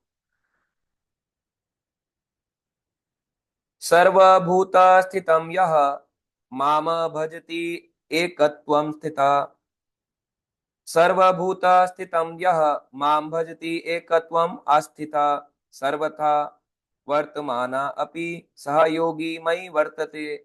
जो योगी मुझे तथा परमात्मा को अभिन्न जानते हुए परमात्मा की भक्ति पूर्वक सेवा करता है, वह हर प्रकार से मुझ में सदैव स्थित रहता है। भगवान कह रहे हैं योगी यानी ध्यान योगी मुझे तथा परमात्मा को अभिन्न जानते हुए, भगवान ने यहाँ पे क्लियरली बोल दिया मैं और परमात्मा कोई डिफरेंट नहीं है, तत्व रूप से हम एक ही हैं, मगर हमारा जो प्रेजेंस है वो अलग है। परमात्मा विष्णु चार वाले हाथ में रहते हैं, और अभिन्न यानी वही कृष्ण है, कृष्ण का ही विस्तार है परमात्मा।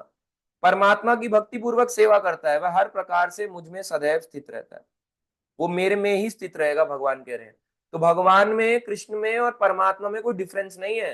अगर आपने हृदय में परमात्मा देखो या कृष्ण देखो, एक ही बात है, रहते चार भुजाओं वाले रूप में है, मगर अगर आप कृष्ण रूप में भी दर्शन करोगे तो आपको कृष्ण रूप में देंगे, अगर आप राम रूप में करोगे तो राम रूप में भी देंगे, अगर आप नरसिंह रूप में करोगे तो नरसिंह रूप में भी देंगे।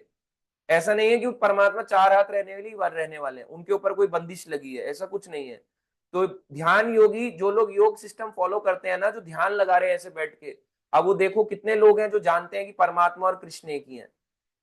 अब आपको समझ आया, जो ध्यान लगाने वाले लोग हैं इतने सारे पहाड़ों में बैठे हैं, जंगलों में बैठे हैं, उनको क्या पता, वो इस चीज से अलग चलते हैं, उनको पता ही नहीं। आप अमरनाथ जाओ, आप बद्रीनाथ जाओ, आप केदारनाथ जाओ, बहुत जगहों पे आपको ऐसे ऐसे योगी लोग मिलेंगे, नागा साधु मिलेंगे, तो उनका ध्यान लगाना किस पे उनको ये नहीं पता, ध्यान तो लगा रहे हैं मगर अलग अलग चीजों का चिंतन करते हुए, कोई किसी देवी देवता का चिंतन कर रहा है, कोई कुछ कर रहा है। अभी तो तत्व नहीं क्लियर ना कि कृष्ण और विष्णु एक ही है तत्व रूप से। एक जैसे एक पर्सन है, जब वो काम करने निकलता है तो उसकी ड्रेस बदल जाती है, जब घर में होता है तो उसकी ड्रेस बदल जाती है। वैसे ही कृष्ण अपना विस्तार परमात्मा रूप में सबके हृदय में रहते हैं, और वैसे दो हाथ में रहते हैं। अब जब इनको कोई क्लियर ही नहीं करेगा तो ध्यान योग का क्या फॉलो कर रहा है। प्रहलाद ने क्या ध्यान लगाया, प्रहलाद ने भगवान विष्णु पे ध्यान लगाया, नरसिंह पे ध्यान लगाया, उसके सामने भगवान नरसिंह रूप में प्रकट हो गए। अगर प्रहलाद कुछ और ध्यान लगाता तो भगवान के प्रकट होते, नहीं होते। इसलिए ध्यान किस पे लगाना है, भगवान पे। कौन, भगवान श्री कृष्ण या भगवान श्री विष्णु, ये यहाँ पे बोला गया। तो जो लोग अपने आप ही बस ध्यान लगा रहे हैं आंखें बंद करके, वो ध्यान नहीं है, वो केवल आंखों की कसरत है, या अपनी हेल्थ के लिए वो लगा रहे हैं। इसलिए ये दोनों चीजें डिफरेंस चलती हैं। तो इसलिए ध्यान योग का नाम ही यही है, मेडिटेशन। तो लोग जो मेडिटेशन कर रहे हैं अलग अलग स्कूलों में, कॉलेज में, बाहर, वो मेडिटेशन पूरी तरह से मेडिटेशन नहीं है, उनको ये कंसेप्ट नहीं पता भगवत गीता का, वो नहीं जानते छठा अध्याय 31 नंबर श्लोक क्या है, 30 नंबर क्या है, कि पूरे इसमें क्या दिया है। इसलिए ध्यान योग का जो प्रोसीजर है ये भक्तों के लिए बहुत मुश्किल है। भक्त किस पे ध्यान लगाता है, भगवान के अर्थ विग्रह पे, उसको जबरदस्ती यहाँ पे ध्यान नहीं लगाना कि मेरे हृदय में भगवान है, ऐसे करके खड़े हैं, जबरदस्ती वाला नहीं ध्यान लगाओ। भगवान ने आपको ध्यान लगाने के लिए अपना विग्रह स्वरूप दिया है, विग्रह पे ध्यान लगाओ। इसलिए जब आरती भी करते हैं, आरती करते हुए भी क्यों सर्कल घुमाया जाता है? आपको पता है सर्कल ही क्यों घुमाते हैं? सर्कल का इसका मतलब है, जब आप सर्कल घुमाते हो तो क्यों सर्कल घुमा रहे हो? एक पर्सन के आप चारों ओर घूम रहे हो, यानी हमारे जीवन का केंद्र कौन है? ये जो इसके सेंटर में है, यानी भगवान। इसलिए जब आप कृष्ण की, जगन्नाथ जी की, राम की, लक्ष्मी नरसिंह की, विष्णु की, या अपने आराध्य जो भी भगवान है, आपका स्वरूप सबसे अच्छा लगता है, उसको जब सर्कल रूप में घुमाते हो तो इसका मतलब है मेरे जीवन का ये केंद्र है, उस पर ध्यान लगाओ, वो जरूरी है। इसलिए ध्यान लगाना है भक्तों को भगवान के विग्रह पे, तो भक्तों के लिए भी ध्यान है हरे कृष्ण महामंत्र, भगवान का विग्रह। कई लोग भगवान को दर्शन करने जाते हैं तो उनको ये नहीं पता होता कि भगवान ने पहना क्या था।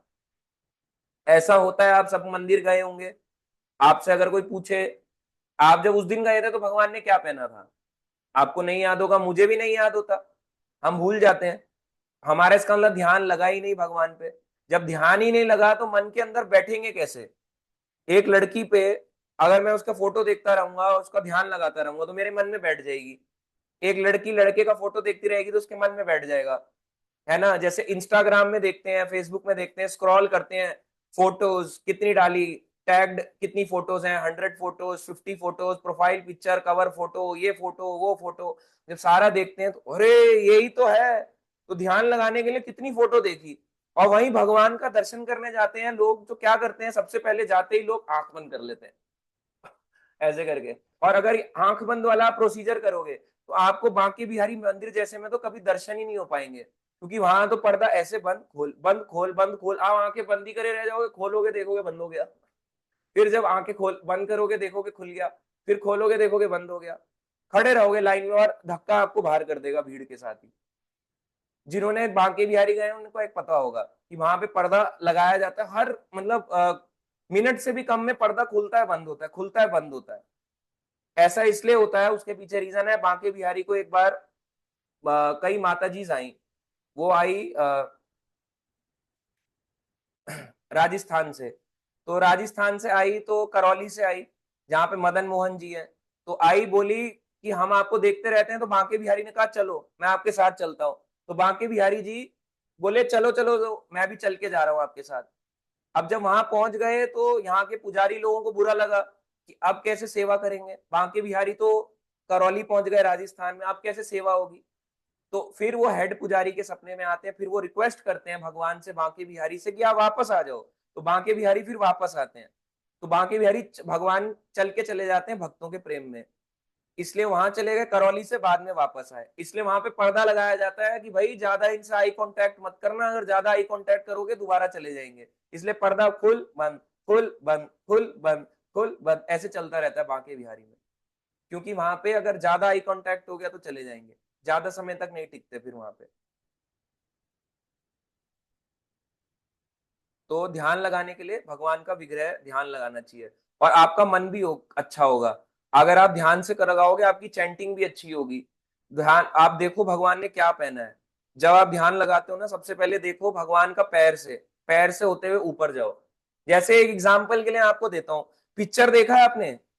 पिक्चर में क्या दिखाते हैं, मूवीज में ऐसे पहले नीचे से ऊपर लाते हैं, और नीचे से ट्यून आ रही है, ढिडिंग ढिडिंग ढिडिंग ढिडिंग ढिडिंग, ऐसे करके ट्यून आ रही होती है, और नीचे से ऐसे ऐसे करके ऊपर का दर्शन कराते हैं। और फिर वो आती है, कोई आ जाएगी, हीरोइन आ जाएगी, एक्ट्रेस आ जाएगी, फिर अपना ऐसे करके अपने आप को दिखाएगी। अपना फेस बाद में दिखाते हैं, पहले नीचे से दिखाते हैं पूरा। कहां से कॉपी किया उन्होंने? यही चीज कॉपी करके उन्होंने उसको वल्गर चीज में डाल दिया। अब ऐसे ही अगर हम भगवान का दर्शन नीचे से करेंगे तो हमारे के भगवान मन में बैठ जाएंगे, अरे भगवान ने आज ये पहना है, भगवान ने आज ये वाली पैर में ये वाली पहनी है, आप देखो कौन से कलर की पहनी है। जैसे एक लड़की होती है, आपको सब पता होगा उसके बारे में, क्या पहनती है, कौन से हाथ में कौन सी अंगूठी है, अंगूठी का नंबर क्या है, 10 नंबर, 11 नंबर, 12 नंबर, 13 नंबर, सब पता लगा लोगे। छोटी उंगली में क्या पहनती है, कड़ा कौन सा वाला है, सोने का है चांदी का है, घड़ी पहनती है नहीं पहनती, और उसकी ड्रेस देख लोगे, चमकीले पहनती है या कॉटन वाले पहनती है, सारी चीजें देख लेते हैं। और भगवान को देखने जाते हैं तो भगवान को देख के कहते हैं पता ही नहीं लगता। इसलिए भगवान को देखने के लिए भी टाइम से जाए। जनरली लोग जाते हैं भीड़ वाले टाइम में। भीड़ वाले टाइम में ना दर्शन नहीं होते। आप दिवाली में पहुंच जाओगे, हरे कृष्णा, आपको बाहर कर देंगे एकदम से। आप एक थोड़े से जोश में आए, गार्ड आपको बाहर कर देगा। इसलिए खाली टाइम में भी कभी कभी मंदिर जाना चाहिए। जब मंदिर खाली हो तब जाओ, तब जाके दर्शन करो, तब अच्छी भी दर्शन होते हैं, बहुत सुकून मिलेगा आपको अपनी लाइफ में। इसलिए भीड़ वाले दिन तो सबको ही जाते हैं। जन्माष्टमी, दिवाली, ये तो बहुत कॉमन दिन है। इस दिन तो सब जाते हैं और बहुत फास्ट होते हैं इस दिन दर्शन। नॉर्मल डेज में जाना चाहिए जब कोई फेस्टिवल ना हो, शांत माहौल हो, शांत टाइम हो, सुबह का हो, शाम का हो, रात का हो, लेट नाइट का हो, 8:30-9 बजे का। तब जाके आराम से जाके भगवान के दर्शन करो, फ्रंट से जाके या दूर से देखो क्या पहना है, कितना पहनते हैं, रात को कौन सा कपड़ा पहनते हैं, लाइट कपड़ा पहना है। जैसे हम लोग अभी कुछ और पहने हैं, अभी 10 बजे 11 बजे के बाद हमारी निक्कर पे आ जाएंगे हम लोग, और बनियान पे आ जाएंगे, या छोटे कपड़ों पे आ जाएंगे। तो वैसे ही भगवान जो है अब लाइट कपड़ों में आ गए हैं, सुबह के टाइम एकदम सजे हुए हैं। तो आपको चेक करना चाहिए। जब आप इस तरह से ध्यान लगाओगे तो आपको पता चलेगा अपने घर के भगवान भी, केवल मंदिर के नहीं, अपने घर के भी देखो। अपने घर के भगवान को भी अच्छे से अगर आप सेवा करोगे तो आपका मन लगा रहेगा। इसलिए भगवान विग्रह रूप में आते हैं ध्यान लगाने के लिए। ठीक है, तो अब इसमें आगे बढ़ते हैं।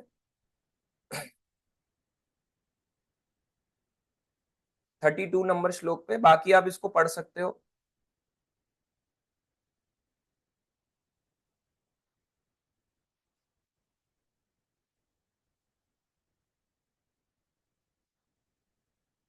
अब भगवान कह रहे हैं इस श्लोक में पूर्ण योगी कौन है। और इसमें भगवान कह रहे हैं आत्म औपमेन सर्वत्र समम पश्यति यह अर्जुना, सुखम वा यदि वा दुखम सा योगी परम मता। हे अर्जुन, वह पूर्ण योगी है। पूर्ण योगी कौन है? जो अपनी तुलना से समस्त प्राणियों की, उनकी सुखों तथा दुखों में वास्तविक समानता का दर्शन करता है। यानी समस्त प्राणी, जितने भी संसार के प्राणी हैं, चाहे जानवर तक क्यों ना हो, पक्षी क्यों ना हो, पेड़ क्यों ना हो, उनकी सुखों तथा दुखों में वास्तविक समानता का दर्शन करता है। यानी ये सुख और दुख जो है, उनको देख पा रहा है कि इसका सुख और दुख इस व्यक्ति के जीवन का क्या है, उसके अकॉर्डिंगली उसको सॉल्यूशन दे रहा है। वो पूर्ण योगी है। वो पूर्ण योगी नहीं जो उनके लोगों में दूसरों के दुख से खुश हो रहा है। भक्त, असली भक्त कौन है? जो दूसरों के दुख से दुखी हो, दूसरों के सुख से सुखी हो। जो अगर दूसरों के दुख से खुश हो रहा है वो भक्त नहीं है। इसलिए पूर्ण योगी जो होता है सुख और दुख में सर्वत्र देखता है। इसका तात्पर्य आप पढ़ लोगे, इसमें छोटा सा ही है। अब आगे बढ़ते हैं। जिसको कोई डाउट आए, क्वेश्चन आए, वो भी हम लेंगे, और तात्पर्य से रिलेटेड जो भी आपका है वो आप बता सकते हो क्वेश्चन बाद में भी। अब अर्जुन बोल रहे हैं, अब भगवान ने काफी कुछ बताया। ध्यान योग, पूरा मेडिटेशन प्रोसेस भगवान ने अर्जुन को एक्सप्लेन किया, ये था मेडिटेशन।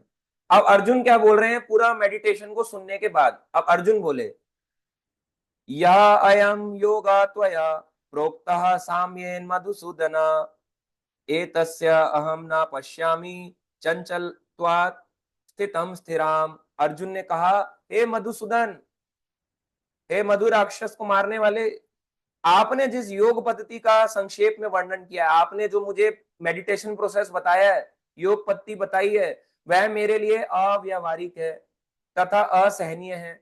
मैं इसको फॉलो नहीं कर सकता, व्यवहारिक नहीं है मेरे लिए, असहनीय है, ना मैं इसको सहन कर सकता हूं।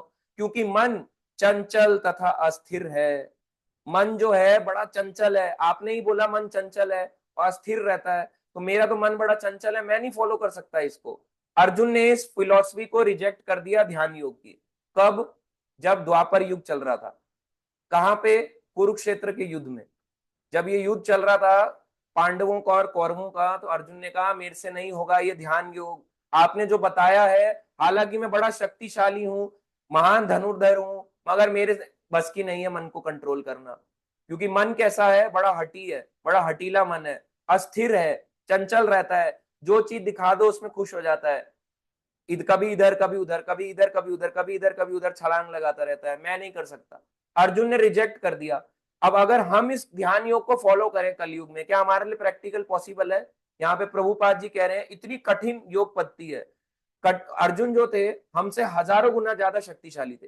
कुछ ए नहीं बोला, 10 गुना 100 गुना, हजारों लाखों गुना शक्तिशाली थे अर्जुन।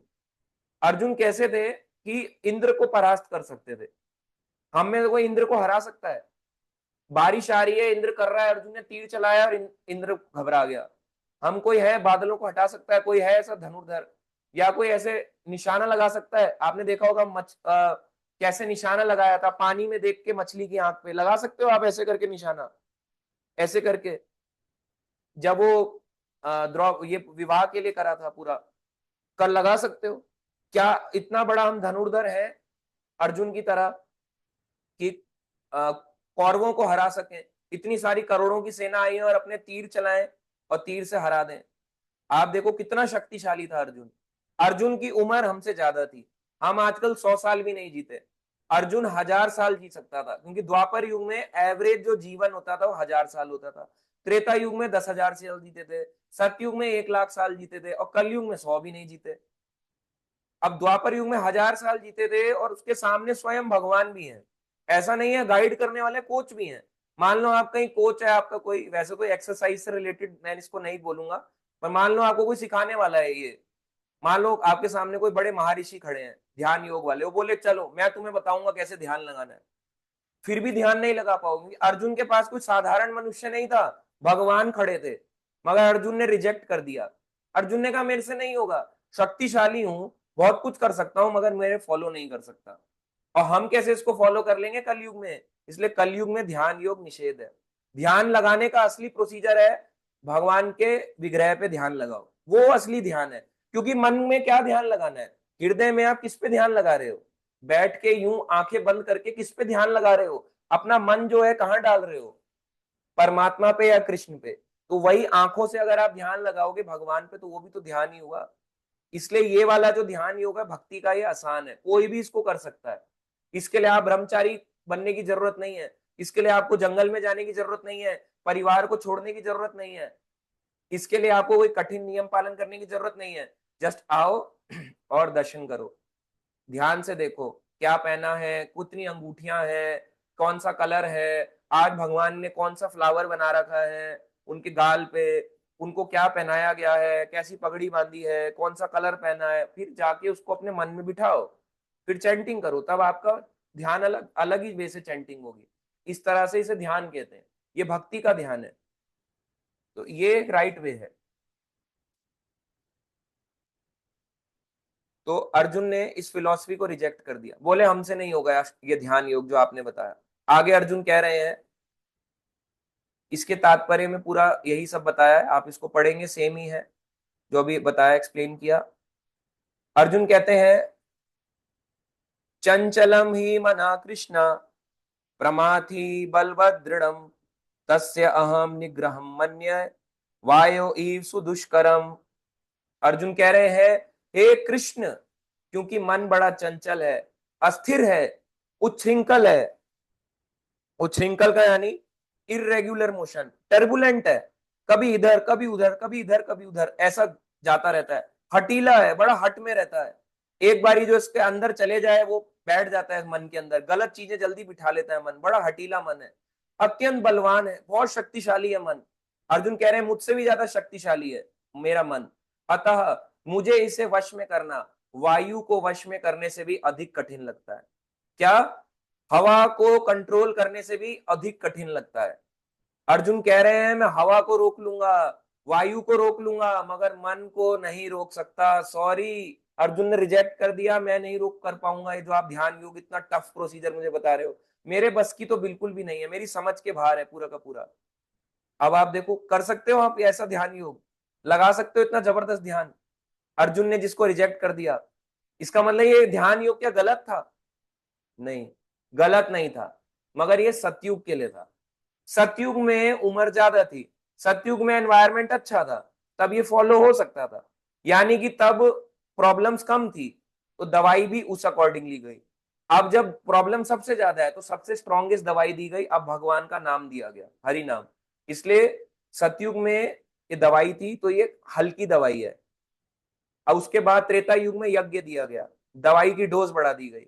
द्वापर युग में भगवान की विग्रह सेवा दी गई, दवाई की और डोज बढ़ा दी। यानी दवाई मतलब ये जो संसार में हम परेशान से चल रहे हैं, इसको ठीक करने के लिए दवाई दी गई, यानी हल दिया गया। और कलयुग में जब और ज्यादा परेशान चल रहे हैं तो भगवान ने कहा ना अब ये ध्यान कर सकता है, ना यज्ञ कर सकता है, ना विग्रह सेवा कर सकता है, जो भी करेगा टूटी फूटी करेगा। कलयुग में एक चीज हर कोई कर सकता है, चाहे वो मुस्लिम हो, चाहे वो क्रिश्चियन हो, चाहे वो बच्चा हो, चाहे वो बूढ़ी स्त्री हो, चाहे वो नियम पालन ना करता हो, मांस क्यों ना खाता हो, मगर हरि नाम जो है कलयुग में हर व्यक्ति ले सकता है। इसलिए हरि नाम जो है हर व्यक्ति को तार भी रहा है। इसलिए हर व्यक्ति के लिए कलयुग में सबसे ज्यादा फायदेमंद है हरे कृष्ण महामंत्र। और ये कैसे पता चलेगा? जब इसको ध्यान से कान लगा के सुनेंगे, कान भगवान को दे देंगे। तो ये अर्जुन ने बोला कि हवा को रोक लेंगे, मन को नहीं रोक सकते। आप कैसे मन को कंट्रोल कर लोगे? प्रभु जी मेरा मन कंट्रोल हो गया है। अर्जुन ने मना कर दिया, मेरा नहीं हो पा रहा, मन बड़ा बलवान है, और हम बोल रहे हैं हमारा हो गया। तो इसका मतलब हम गलत है। अभी कुछ समय के लिए हुआ, दोबारा भटकेगा। अभी कुछ समय के लिए तो आपका रूटीन प्रोसीजर ठीक है, अभी दोबारा से माया अटैक करेगी, खींचेगी, दोबारा से अटैक करेगी, खींचेगी आपके मन को। अब देखो, जब अर्जुन ने ये क्वेश्चन पूछा तो भगवान अर्जुन को क्या आंसर करते हैं?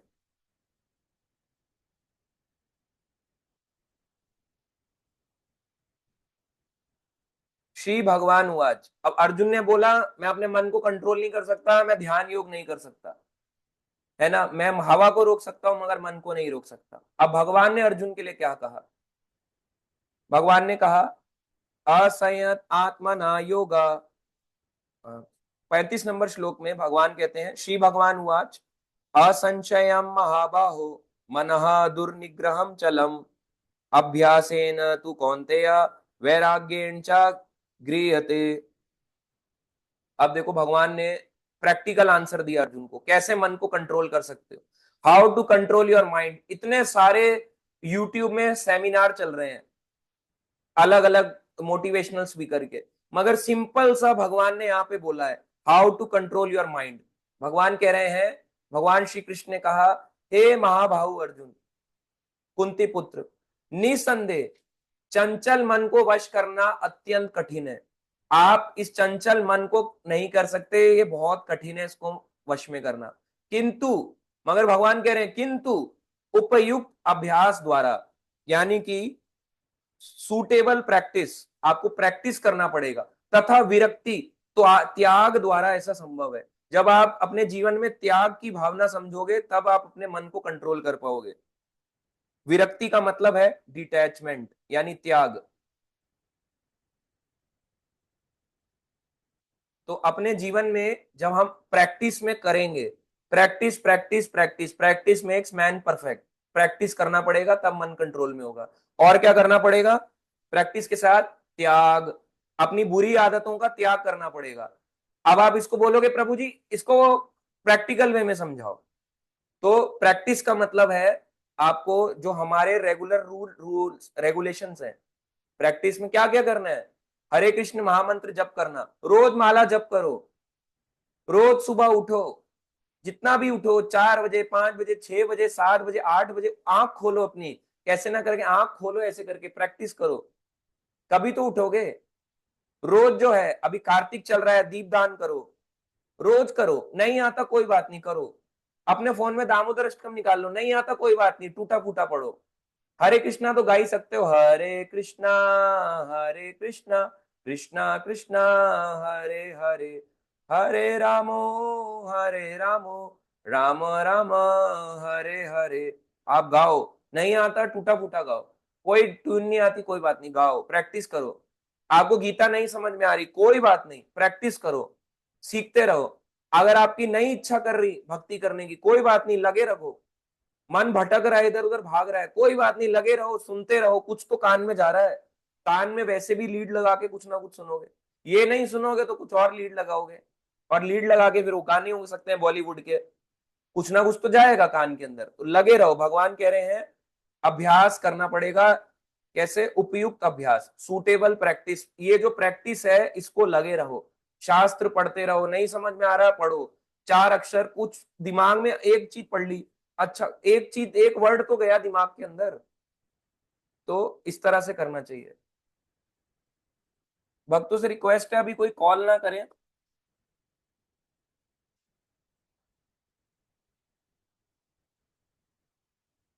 काफी बार भक्तों को सेम चीज बतानी पड़ रही है।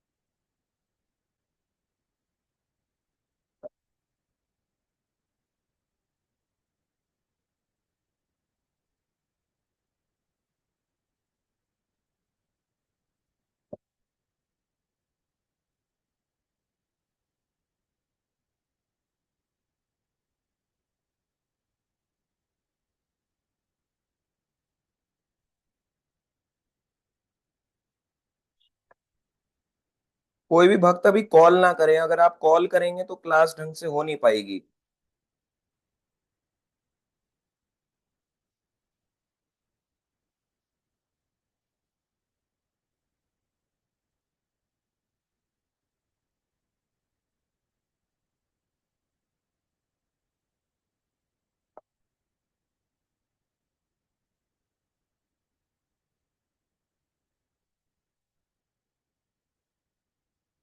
ऐसे कॉल करने से कोई कुछ नहीं मिलेगा। अगर आप सोचोगे बीच में कॉल करके आंसर मिल भी जाएगा, भगवान तो नहीं मिलेंगे।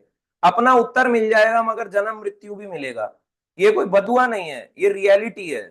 अगर आप सोचोगे कि क्लास नहीं लेंगे, केवल अपना उत्तर लेने आएंगे, कुछ नहीं मिलेगा आपको। अगर आप नहीं सीखोगे तो सीखना तो पड़ेगा आपको। हमने भी सीखा, सबने सीखा। तो ऐसे नहीं होगा, तो आपको क्लास सीखना चाहिए कोई भी आंसर लेने से पहले।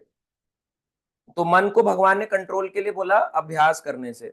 अभ्यास जो करता है उसका मन कंट्रोल में रहता है। अब आप देखोगे लोग कॉल करते हैं, डिस्टर्ब करते हैं, इन लोगों का क्या है, ये अभ्यास नहीं कर रहे, इसलिए मन कंट्रोल में नहीं है, भाग रहा है इधर से उधर, इधर से उधर, इधर से उधर। यूट्यूब केवल आपको मोटिवेशन कर सकता है। ऑनेस्टली बताऊं, यूट्यूब आपको मोटिवेट करके भक्ति तक ले आएगा, टिका नहीं सकता। यूट्यूब आपको भक्ति में नहीं टिका सकता। टिकाएगा वही जो आपको सिखा रहा होगा। अगर आप देखो, मेरे को लाइव क्रिकेट मैच देखना है, अरे वो तो यूट्यूब में आ जाती है ना रिकॉर्डिंग, यूट्यूब में देख लो। क्यों आप लाइव क्रिकेट मैच के लिए अलग से टाइम निकाल के क्रिकेट देखते हो? अब आने वाले हैं, है ना, MS Dhoni, captain of Indian team Virat Kohli, और लोग देखने जा रहे हैं। क्यों देख रहे हैं इतना? अच्छा लग रहा है। लाइव का प्रभाव अलग होता है, लाइव की वैल्यू ज्यादा होती है। और स्टेडियम के लिए लोग पैसा भी खर्च रहे हैं। क्यों खर्च रहे हैं? क्योंकि उससे और ज्यादा प्रभाव मिलेगा। उसके लिए लोग लाखों लाखों रुपए स्पेंड कर रहे हैं, जहां पे हो सकता है कि उन्हें बैट पकड़ना भी ना आए। केवल वो देख रहे हैं एंजॉयमेंट के लिए, और उनको बैट पकड़ना भी ना आए। और हार जाए तो दुख 10 गुना, कि मेरे टिकट के पैसे लग गए। हार जाए तो बड़ा दुख हुआ, इंडिया हार गया, India lost the match from Pakistan by 5 wickets, बड़ा दुख होता है, इंडिया हार गया, इंडिया हार गया।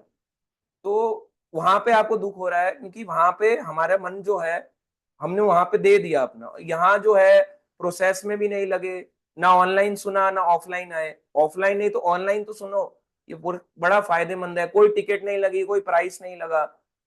यहाँ पे अगर आप ऑनलाइन सुनोगे तो आपको इसका इफेक्ट ज्यादा अच्छा दिखाई देगा, इसलिए उसकी फॉलो है। अब आप क्या सोचते हो, जो जैसे एग्जाम्पल के लिए जो एप्स चलती हैं, एग्जाम्पल मैं आपको देता हूँ, just example Byju's app, teaching app चलती थी, है ना, अब वो क्यों चल रही है? लोग ऑनलाइन के लिए पैसा देते हैं। जब सब चीज यूट्यूब में अवेलेबल है तो लोग क्यों पढ़ने आ रहे हैं टीचर के पास? क्योंकि टीचर की वैल्यू है भाई। टीचर की वैल्यू होती है जो पढ़ने जा रहा है, पढ़ा रहा है, अपना समय निकाल रहा है, उसकी वैल्यू है। यूट्यूब में तो कोई भी सीख लेगा, सालों साल सीख लेगा, 50 साल तक वो यूट्यूब रिकॉर्डिंग डली रहेगी। इसका मतलब लाइव का प्रभाव अलग होता है, इसलिए लाइव की वैल्यू ज्यादा होती है। लाइव सुनना चाहिए। तो लाइव से इंटरेक्शन बनता है, इंटरेक्शन के बिना भक्ति आगे नहीं बनती।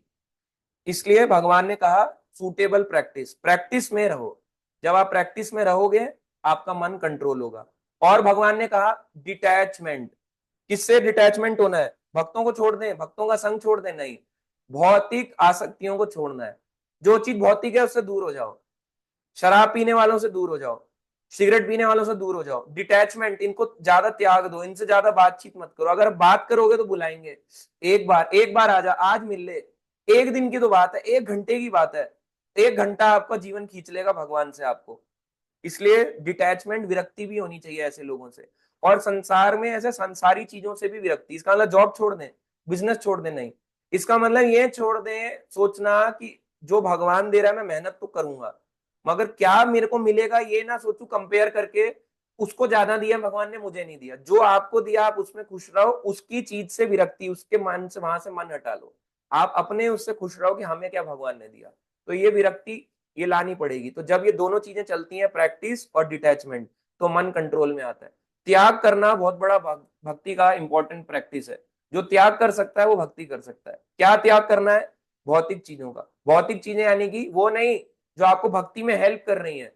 पढ़ाई भौतिक हो, मगर पढ़ाई का त्याग नहीं करना। अगर आप स्कूल त्याग दोगे, आप भक्ति नहीं कर पाओगे। इसलिए स्कूल वगैरह की त्याग नहीं बोला। जो आपको भक्ति में हेल्प करेगी वो भौतिक चीज नहीं त्यागनी। जो आपको भक्ति से दूर ले जाएगी वो भक्ति, वो चीजें त्यागो। अगर आपको बहुत ज्यादा पैसा की लालच है, बहुत ज्यादा गाड़ियों का लालच है, तो ये चीजों का त्याग करो कि मेरे को ये लालच नहीं रखना, ये बहुत ज्यादा पैसों के पीछे नहीं दौड़ लगानी। ये चीजों का त्याग करने से हम आगे बढ़ते हैं स्टेप बाय स्टेप। और ये कैसा आता है त्याग? धीरे धीरे प्रोसेस में लगे रहो। त्याग आएगा जब आप, कोई चीज आपके सामने लाइफ में बुरा होता है ना, अप एंड डाउन, ये जरूरी है। अभ्यास करते रहोगे तो सुख मिलेगा, और दुख आएगा तो कुछ ना कुछ त्याग भी होगा। अभ्यास करेंगे फिर दुख आएगा, अभ्यास करेंगे दुख आएगा। तो त्याग ऑटोमेटिकली भगवान साथ में बैलेंस कराते रहते हैं। थोड़ा अभ्यास करोगे फिर त्याग, थोड़ा अभ्यास करोगे तो त्याग। इस तरह से आपका मन कंट्रोल में होगा, और जिसने मन को जीत लिया वो फिर भगवान को भी जीत जाएगा, यानी भगवान के कंट्रोल में आ जाएगा। भगवान उससे बहुत प्रसन्न हो जाएंगे, हर हमेशा उसके मन में भगवान बैठ जाएंगे। और देखो प्रभुपाद जी क्या कह रहे हैं, मन को सबसे कंट्रोल करने का सबसे इंपॉर्टेंट फॉर्मूला। प्रभुपाद जी कह रहे हैं अभ्यास क्या है, कौन सा अभ्यास की भगवान यहां बात कर रहे हैं। वर्तमान युग में तीर्थवास, यानी तीर्थों में रहना, हरिद्वार, ऋषिकेश, या अलग अलग तीर्थ, नैमिषारण्य, शुक्ताल, कोई भी तीर्थ हो। परमात्मा का ध्यान, यानी हृदय में परमात्मा का ध्यान लगाना, यानी मेडिटेशन करना। मन तथा इंद्रियों का निग्रह, इनको कंट्रोल करना। ब्रह्मचारी का पालन करना, बहुत मुश्किल है ब्रह्मचारी व्रत पालन करना कलयुग में, हर कोई नहीं कर सकता। एकांतवास, यानी अकेले रहना, आदि कठोर विधि विधानों का पालन कर पाना संभव नहीं है। ये बहुत कठोर है। प्रभुपाद जी कह रहे हैं हर कोई इसको फॉलो नहीं कर सकता। अभ्यास क्या करना है वर्तमान युग में? आगे कह रहे हैं किंतु कृष्ण भावनामृत के अभ्यास से मनुष्य भगवान की नवदा भक्ति का आचरण करता है। अब ये नवदा भक्त क्या है? इसमें आता है श्रवणम, कीर्तनम, स्मरणम, पाद सेवनम, अर्चनम, वंदनम, दास्यम, साख्यम, आत्मनिवेदनम। इन 9 प्रोसेस बताए गए, यानी 9 प्रकार की भक्ति। भगवान के बारे में सुनना, ये एक भक्ति है। भगवान के बारे में बोलना, ये एक भक्ति है। गुणगान करना, यानी सुनने का आचार्य हुए नवदा भक्ति के। किसने सबसे ज्यादा सुना कथा? क्या वो कहलाए? परीक्षित महाराज। श्रवणम, कीर्तनम, यानी भगवान का गुणगान करना, ये भी एक भक्ति है एक प्रकार की। जैसे सुखदेव गोस्वामी, भगवान की कथा में उनको करने में आनंद आता था जितना भगवान के बारे में बोलते थे। ठीक है, सुखदेव गोस्वामी। स्मरणम, स्मरण के आचार्य हुए प्रहलाद। हमेशा चिंतन, दिमाग जो है मन भगवान को दे रखा है, मन के अंदर भगवान बैठे हुए हैं। स्मरणम। पाद सेवनम, जैसे लक्ष्मी भगवान के चरण में बैठी रहती है, भगवान के पैरों की सेवा करती रहती है। पैर की सेवा करना भी, भगवान के चरण सेवा करना भी वो है पाद सेवनम। उसके बाद अर्चनम, अर्चनम के आचार्य, वंदना, अर्चनम के आचार्य हुए पृथु महाराज। भगवान के एक अवतार हुए, शक्ति आवेश अवतार, जिसके नाम पे पृथ्वी पड़ा, पृथु महाराज। भागवतम 4थे स्कंद में आता है पृथु महाराज के बारे में। वंदनम के आचार्य हुए, भगवान को प्रार्थना करना, अक्रूर जी। अक्रूर जी ने प्रार्थना करी भगवान से, तो वंदनम। और दास्यम, सबसे बड़ा दास कौन है भगवान का? हनुमान जी। हनुमान जी सबसे बेस्ट सर्वेंट है भगवान के। साख्यम, सबसे अच्छा सखा कौन है भगवान का? अर्जुन। और आत्मनिवेदन, यानी पूरा का पूरा संपूर्ण समर्पण किसने किया? बलि महाराज। तो नवदा भक्ति 9 प्रोसेस की भक्ति है, जो आपको कैसे पता चलेगी? जब आप भक्ति में घुस जाओगे। आपको सबसे अच्छा क्या लगता है, जरूरी नहीं है और दूसरे वाले को भी अच्छा लगे। सबके लिए कोई चीज डिफरेंट डिफरेंट हो सकती है। मुझे भगवान के बारे में पढ़ना और बोलना बहुत अच्छा लगता है। हो सकता है आपको वो अच्छा ना लगे, मगर मुझे बोलना बहुत अच्छा लगेगा। किसी को केवल सुनना अच्छा लगता है और पढ़ना अच्छा लगता है, उसको बोलना इतना नहीं बोला जाता। वो शांत है, पोलाइट पर्सन है, मगर वो सुन सकता है घंटों तक और पढ़ सकता है, तो वो श्रवण कर सकता है। सारी चीजों में से सबसे इंपॉर्टेंट क्या है, ये यहाँ पे बताएंगे प्रभुपाद जी। देखो, ये नवदा भक्ति में से सबसे इंपॉर्टेंट क्या है। ऐसी भक्ति का प्रथम अंग है कृष्ण के विषय में श्रवण करना। ये इसका लास्ट, सेकंड लास्ट श्लोक है। इसके बाद लास्ट श्लोक कवर करके फिर एंड करेंगे क्लास को। सबसे प्रथम अंग है भक्ति का कृष्ण के विषय में श्रवण करना। मन को समस्त प्रकार की दुश्चिंताओं से शुद्ध करने के लिए यह परम शक्तिशाली, सबसे स्ट्रॉन्गेस्ट है क्या, भगवान को बारे में सुनना एवं दिव्य विधि है। अगर आप सच में चाहते हो कि भगवान को कंट्रोल कर पाओ, मन को कंट्रोल कर पाओ, आपको भगवान के बारे में सुनना पड़ेगा। कृष्ण के विषय में जितना ही अधिक श्रवण किया जाता है, उतना ही मनुष्य उन वस्तुओं के प्रति अनासक्त है होता है जो मन को कृष्ण से दूर ले जाने वाली हैं। तो ये आपको सबसे इंपॉर्टेंट है। तो जो सुन नहीं सकता वो भक्ति में आगे नहीं बढ़ सकता। श्रवणम मोस्ट बताया, ये भी नहीं बोला कि अर्चनम, वंदनम, साख्यम, दास्यम, नहीं। सबसे पहला श्रवण। जिसका हियरिंग पक्का है, यानी जिसको जो पढ़ अच्छा सकता है और सुन अच्छा सकता है, तो वो भगवान के बारे में वो जरूर सारी प्रोसेस को अच्छे से फॉलो करेगा। हियरिंग एक हिडन चीज है, तो भक्ति में हर कोई नहीं जानता। चैंटिंग भी आज नहीं तो कल बोरिंग लगने लग जाएगी, आज 1 साल बाद, 2 साल बाद, 3 साल बाद, मगर उसकी टिकी रहेगी, व्यक्ति वो टिका रहेगा जो भगवान के बारे में सुन सकता है, जो भगवान के बारे में पढ़ सकता है। अब आप बोलोगे प्रभु जी आप कैसे सुन रहे हो, जो मैं अपने मुंह से बोल रहा हूँ मेरे कान में भी तो जा रहा है। जो मैं अपने मुंह से बोल रहा हूँ मेरे कान में भी जा रहा है आपके साथ साथ। तो श्रवण बहुत दिव्य विधि है, क्योंकि मैं अपने मन का नहीं बोल रहा, मैं वो बोल रहा हूँ जो यहाँ लिखा है। परम शक्तिशाली है। अगर आपको अपने मन को कंट्रोल करना है, how to control your mind, simple way इसका भगवान ने आंसर किया, अभ्यास। अभ्यास किस चीज का करना है, किस चीज का अभ्यास? सबसे पहले नवदा भक्ति, नवदा भक्ति में भी श्रवण, यानी भगवान के बारे में सुनना मोस्ट, है ना, सबसे इंपॉर्टेंट चीज है, मोस्ट इंपॉर्टेंट चीज है। अगर मन को कंट्रोल करने के लिए आपको भगवान के बारे में सुनना ही पड़ेगा, पढ़ना ही पड़ेगा। अगर आप ये करोगे आपका मन ऑटोमेटिकली कंट्रोल होगा। इसलिए जो लोग पढ़ते हैं, जो लोग सुनते हैं, वो भक्ति में टिके भी ज्यादा रहते हैं, उनका भाव भी डिफरेंट होता है। जो नहीं पढ़ते और नहीं सुनते, वो बाहरी वेशभूषा से तो भक्त बन जाते हैं, धोती कुर्ता, हेड शेव, तिलक, मगर अंदर से उनके अंदर भक्ति सूखा पड़ा होता है। जैसे रेगिस्तान होता है, बाहर से अच्छा दिखता है डेजर्ट, उसके ऊपर ऐसे करके थार चल रही है रेगिस्तान में, मगर अंदर से रेगिस्तान कैसा होता है, गर्म, वहां पे पानी नहीं होता, वहां पे तड़प जाओगे गर्मी से, वैसे अंदर से वो लोग सूख चुके होते हैं। इसलिए सबसे इंपॉर्टेंट है, सबसे मोस्ट इंपॉर्टेंट है, वो है श्रवण करना। भगवान के बारे में जो जितना सुनेगा वो भक्ति में रहेगा, जो नहीं सुनेगा वो निकल जाएगा। आप सुनो ध्यान से।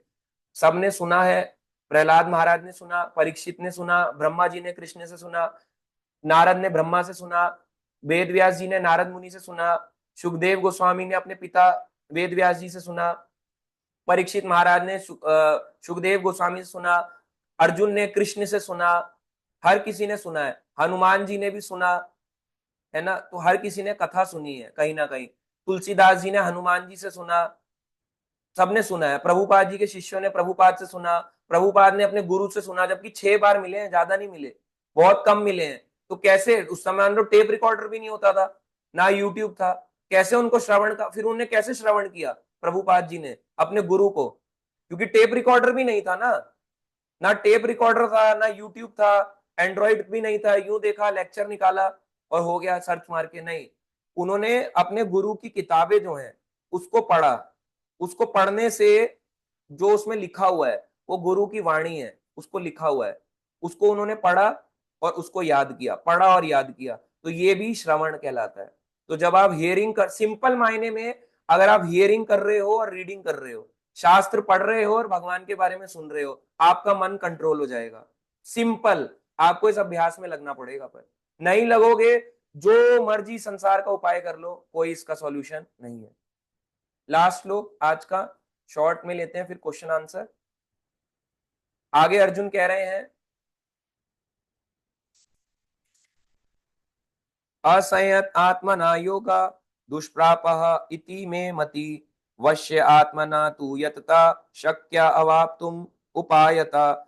जिसका मन उच्छृंखल है यानी टर्बुलेंट है, इधर से उधर दौड़ता रहता है, इरेगुलर मोशन में है, जिसका मन इरेगुलर मोशन उच्छृंखल है, उसके लिए आत्म साक्षात्कार कठिन कार्य होता है। जिसका मन इधर उधर डोलता रहता है, उसके लिए भक्ति आत्म साक्षात्कार का पाथ बहुत कठिन है। किंतु जिसका मन संयमित है यानी कंट्रोल्ड है, और जो समुचित उपाय करता है, इसको कंट्रोल करने के लिए उपाय कर रहा है, उसकी सफलता ध्रुव है यानी निश्चित है, अश्योर है, ऐसा मेरा मत है। भगवान ने बोला है जिसका मन कंट्रोल्ड है और जो समुचित उपाय करता है, इसके लिए उपाय कर रहा है, प्रैक्टिस में लगा हुआ है, उसकी सफलता अश्योर है। भगवान ने बोल दी ऐसा मेरा मत है, दैट इज माई ओपिनियन। भगवान ने बोला है आपको करना पड़ेगा। अगर आपको मन कंट्रोल में करना है, ये प्रोसेस को अपना लो, हियरिंग रीडिंग में आ जाओ। हियरिंग रीडिंग से दूर मत जाओ, बिल्कुल मत जाना, आपकी भक्ति खत्म हो जाएगी। जो छोड़ता है, प्रभु जी आजकल ना कुछ काम आ गया छोड़ रहा हूं 1 महीने के लिए, आप देखना आपको पूरा मन बिगड़ जाएगा, आप भक्ति छोड़ जाओगे। उसके बाद वापस भक्ति में उस स्टेज पे लाना बहुत मुश्किल होता है, क्योंकि एक बार ही छोड़ दिया, मन चंचल है, दौड़ेगा दौड़ेगा और दौड़ेगा, उसके लिए भक्ति पॉसिबल ही नहीं है। भगवान ने बोल दिया उसके लिए आत्म साक्षात्कार का जो पाथ है वो कठिन है, मगर जो जिसका मन कंट्रोल्ड है और जो उसको कंट्रोल करने का उपाय करता है, उसकी सफलता ध्रुव है, उसकी ही सफलता होगी।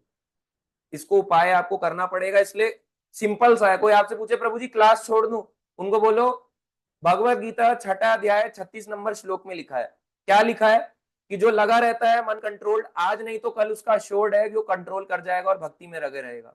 मगर जिसका मन ही कंट्रोल नहीं हुआ, तो उसके लिए आत्म साक्षात्कार यानी भक्ति का मार्ग कठिन हो जाएगा। इसलिए मन को कंट्रोल करने के लिए सुनना, हियरिंग रीडिंग करना बहुत जरूरी है, मोस्ट इंपॉर्टेंट।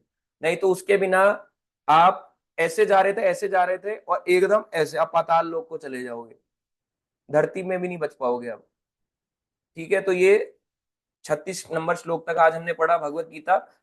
अभी नेक्स्ट आने वाले वीक में जो है, कमिंग वीक में दिवाली आ रही है, 5 डेज का फेस्टिवल है, आप सब जरूर मनाएं। आप सबको बता भी देंगे, इसके ऊपर पिछले साल बहुत सारी क्लासेस भी करी थी अलग अलग। तो पहला फेस्टिवल स्टार्ट होता है धनतेरस से। धनतेरस के दिन क्या हुआ आप सब सुन लीजिए थोड़ा सा। धनतेरस के दिन भगवान धनवंतरी आए अमृत कलश लेके, जो समुद्र मंथन लीला है, ये बहुत अच्छी लीला है। इसमें बहुत स्पेशल अवतार, 7 से ज्यादा अवतार समुद्र मंथन लीला में हुए हैं। तो समुद्र मंथन लीला हुई, भगवान धनवंतरी आए, इसलिए इसको धनतेरस बोला गया। और इसमें लक्ष्मी जी भी प्रकट हुई। और इसके बाद जो है अगले दिन जो है नरक चतुर्दशी, भगवान ने नरकासुर का वध करके अपना 16,000 रानियों से विवाह किया, इसलिए नरक चतुर्दशी। और फिर आता है तीसरा अमावस्या के दिन दिवाली। इसी दिन दामोदर लीला भी हुई सुबह ब्रह्म मुहूर्त में, और इसी दिन जो है रात, इसी समय रात के टाइम पे भगवान राम अयोध्या लौटते हैं, तो ये दिवाली मनाया जाता है। अगला दिन जो आता है दिवाली के अगला दिन, उसको कहते हैं गोवर्धन पूजा। कई लोग विश्वकर्मा डे बनाते हैं, वो भी है, पर गोवर्धन पूजा हुई।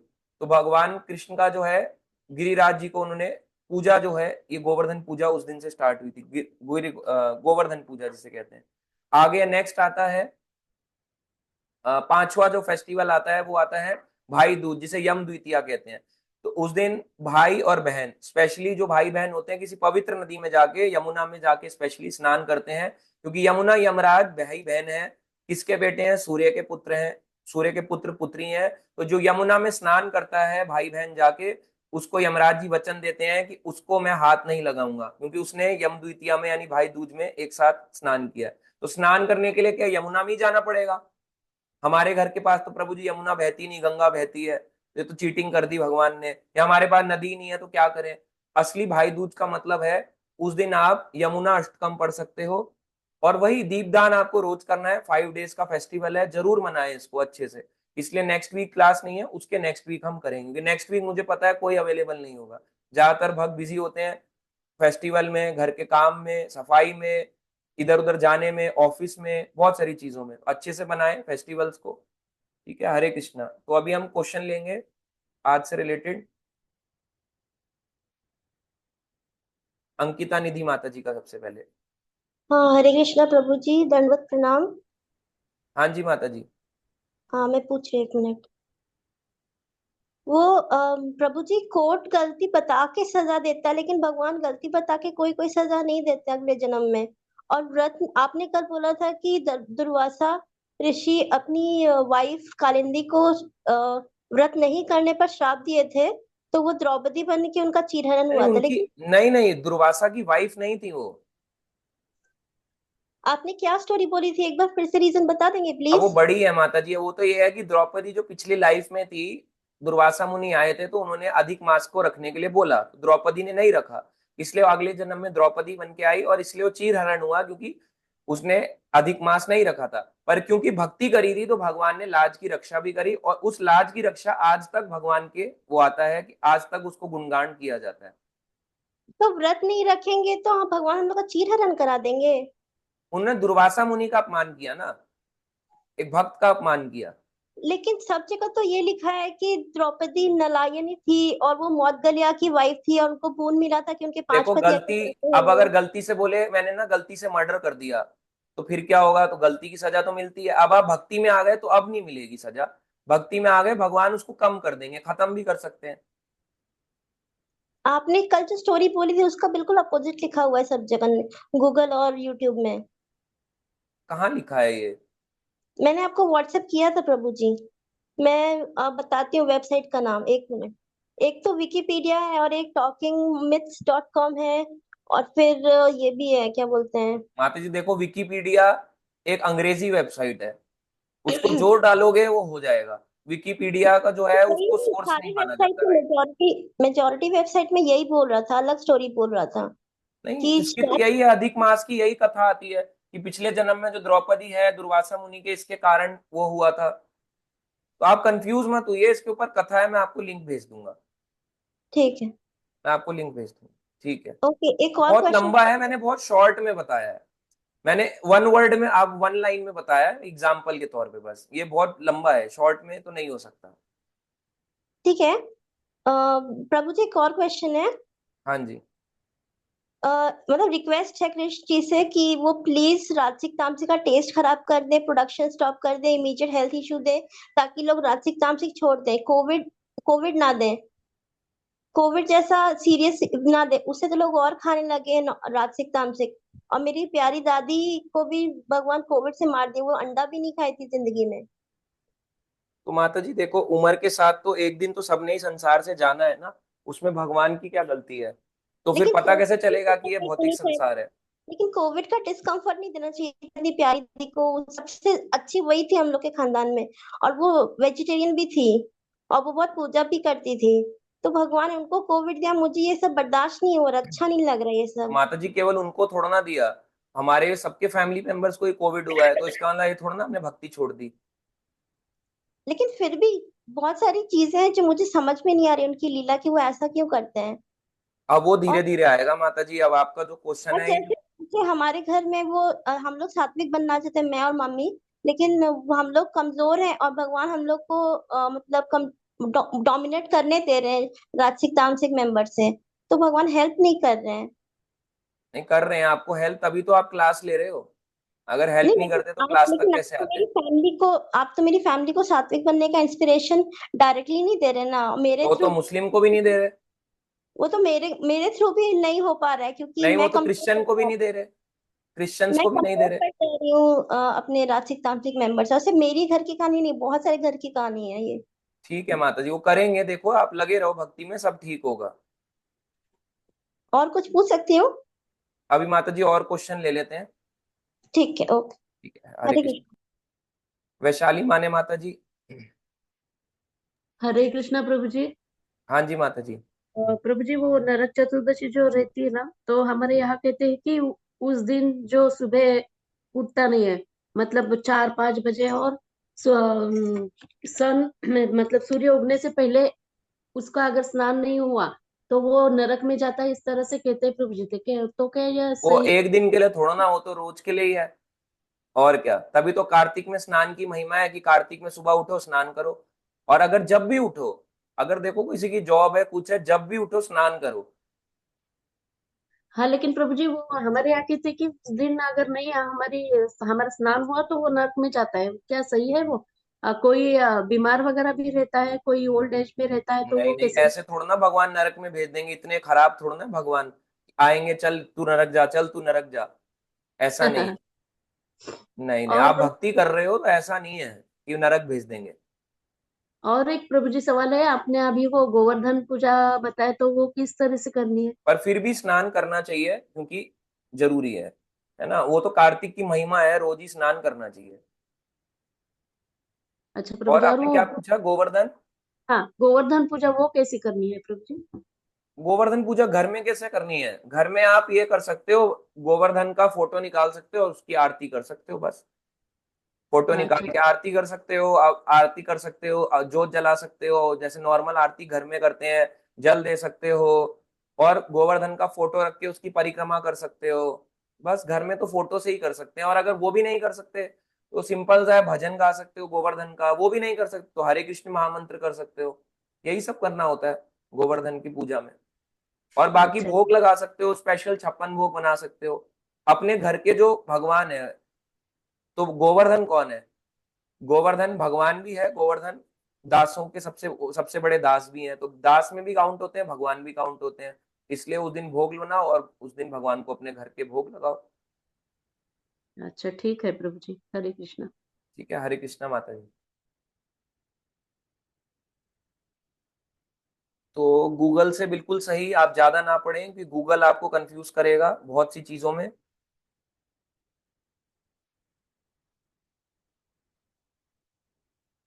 हमारे यहाँ कृष्ण भगवान को बना, किसी का क्वेश्चन है ये वाला, एक बार इसको जल्दी से ले लेते हैं। प्रभु जी मायापुर में तो मॉस्किटो बहुत होते हैं, वहां लोग क्या करते हैं? अभी उनसे पूछना पड़ेगा, ये मुझे नहीं पता प्रभु जी। पर वही करते होंगे जो बेसिक वो रीजंस होते हैं, वही सब होता है। और नेक्स्ट आता है,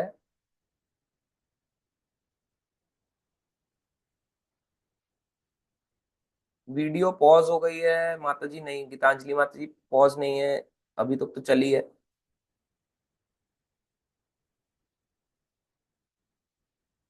नेक्स्ट क्वेश्चन इसमें भक्तों ने अलग अलग, इसमें काफी कुछ लिखा है, अब सब भक्तों ने पढ़ ही लिया होगा।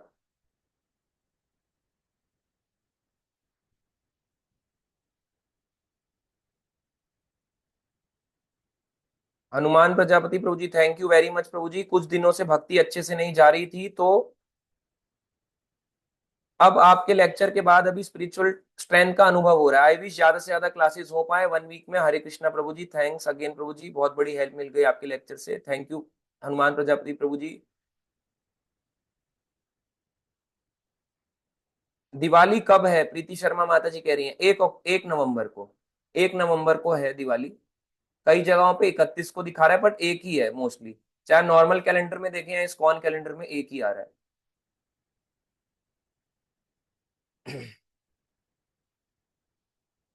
गीतांजलि माता जी कह रही है, हाँ जी प्रभु जी, ये कथा मैंने पढ़ी है पुरुषोत्तम मास की महिमा की बुक में, द्रौपदी माता के पिछले जन्म की। आपने जो बताई है वही कथा है उसमें भी, हाँ जी करेक्ट वही है। Truth of Wikipedia. Gaurav Prabhu ji कुछ बोलना चाह रहे हैं। पूनम गुप्ता माता जी कह रही है, कोविड से पॉपुलेशन कंट्रोल की प्रभु ने। नहीं ऐसे तो माता जी पॉपुलेशन कंट्रोल तो नहीं बोल सकते, बट ये है कि एक रिएक्शन हुआ। गूगल से कंफ्यूजन होगा, विकिपीडिया में देन आता है। ठीक है यश माने प्रभु जी, आप पर्सनल जो भी क्वेश्चन है बाद में पूछ सकते हैं। दिवाली में क्या करना चाहिए, यश माने प्रभु जी लिख रहे हैं, दिवाली में क्या करना है? अच्छा मैं आपको शॉर्ट में बताता हूँ, दिवाली में इसके ऊपर मैं बता दूंगा वैसे नेक्स्ट वीक में, पर तब तक भूल जाएंगे। दिवाली में अपने घर में दिए जलाओ, दिए, दीपावली का मतलब है दीपावली, तो दीपों की वली यानी लड़ी लगाओ।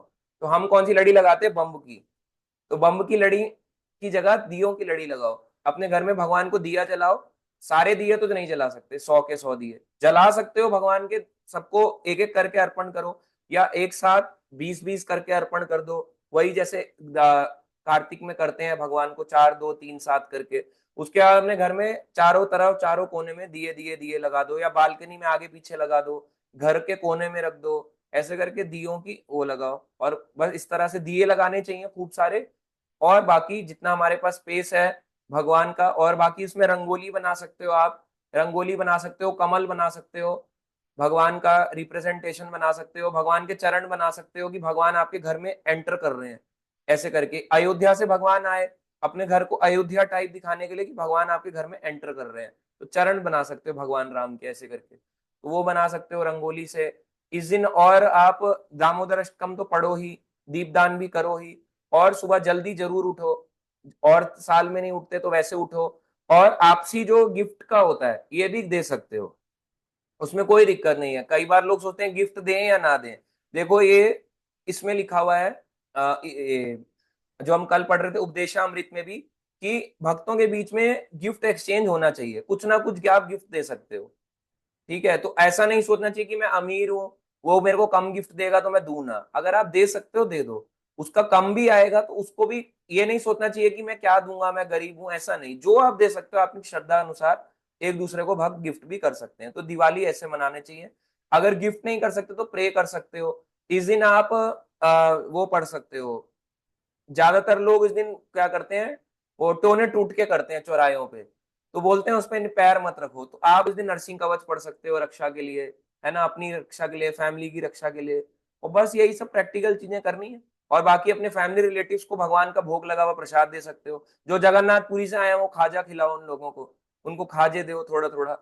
भगवान का भोग लगा हुआ प्रसाद दो, और थोड़ा थोड़ा उनको खाजा दो, उनका दिमाग थोड़ा आएगा, भक्ति में आएगा, उनको खाजा दो। तो बहुत सारी चीजें हैं, ठीक है। और आरती शर्मा माता जी, दिवाली और हमें पूजा कैसे करनी चाहिए माता जी अभी बता दिया। पूजा वही होती है, कुछ स्पेशल भजन गाना चाहो तो आप गा सकते हो, राम जी के भजन गा सकते हो। हमारे यहाँ तो गोबर से बनाते हैं कृष्ण भगवान जी को, बिल्कुल ठीक करते हैं माता जी, गोबर से ही बनाया जाता है। गोवर्धन कब है प्रभु जी पूजा? गोवर्धन पूजा 2 तारीख को है, 2 नवंबर को। हमारे यहाँ भी ऐसी अभ्यंग स्नान होता है उस दिन। राम्या माता जी लिख रही हैं, थैंक यू दीप कौशिक माता जी। नेक्स्ट आता है, लक्ष्मी पूजन क्यों करते हैं? ये प्रभु जी बहुत बार बता दिया। लक्ष्मी गणेश लोग अपने हिसाब से करते हैं बट रिक्वायर्ड नहीं है। अगर लक्ष्मी नारायण करो तो ज्यादा इंपॉर्टेंट है, वो कर सकते हैं लक्ष्मी नारायण। लक्ष्मी गणेश इसलिए क्योंकि धन भी आ जाए, और गणेश इसलिए ताकि विघ्न विनाश भी हो जाए। मगर आप दोनों को सेपरेट क्यों करते हो? गणेश जी ने शक्ति ली भगवान नरसिंह से, तो लक्ष्मी और नरसिंह की प्रार्थना करो, बात खत्म। लक्ष्मी नरसिंह हो गया। गूगल पे दिवाली पे बहुत रियल दिवाली किस दिन है? 1 नवंबर। कोई यूट्यूब मोनेटाइज में गाइड कर सकता है? ये माता जी आपको चेक करना पड़ेगा online. Is there any reliable reference for शूट नखा मक्का स्टोरी? गौरव प्रभु जी कह रहे हैं, हाँ जी प्रभु जी ये मिल जाएगा आपको। ये कुछ पुराणों में है, उनमें मिलता है ये रेफरेंस, इस तरह से मक्केश्वर वाला।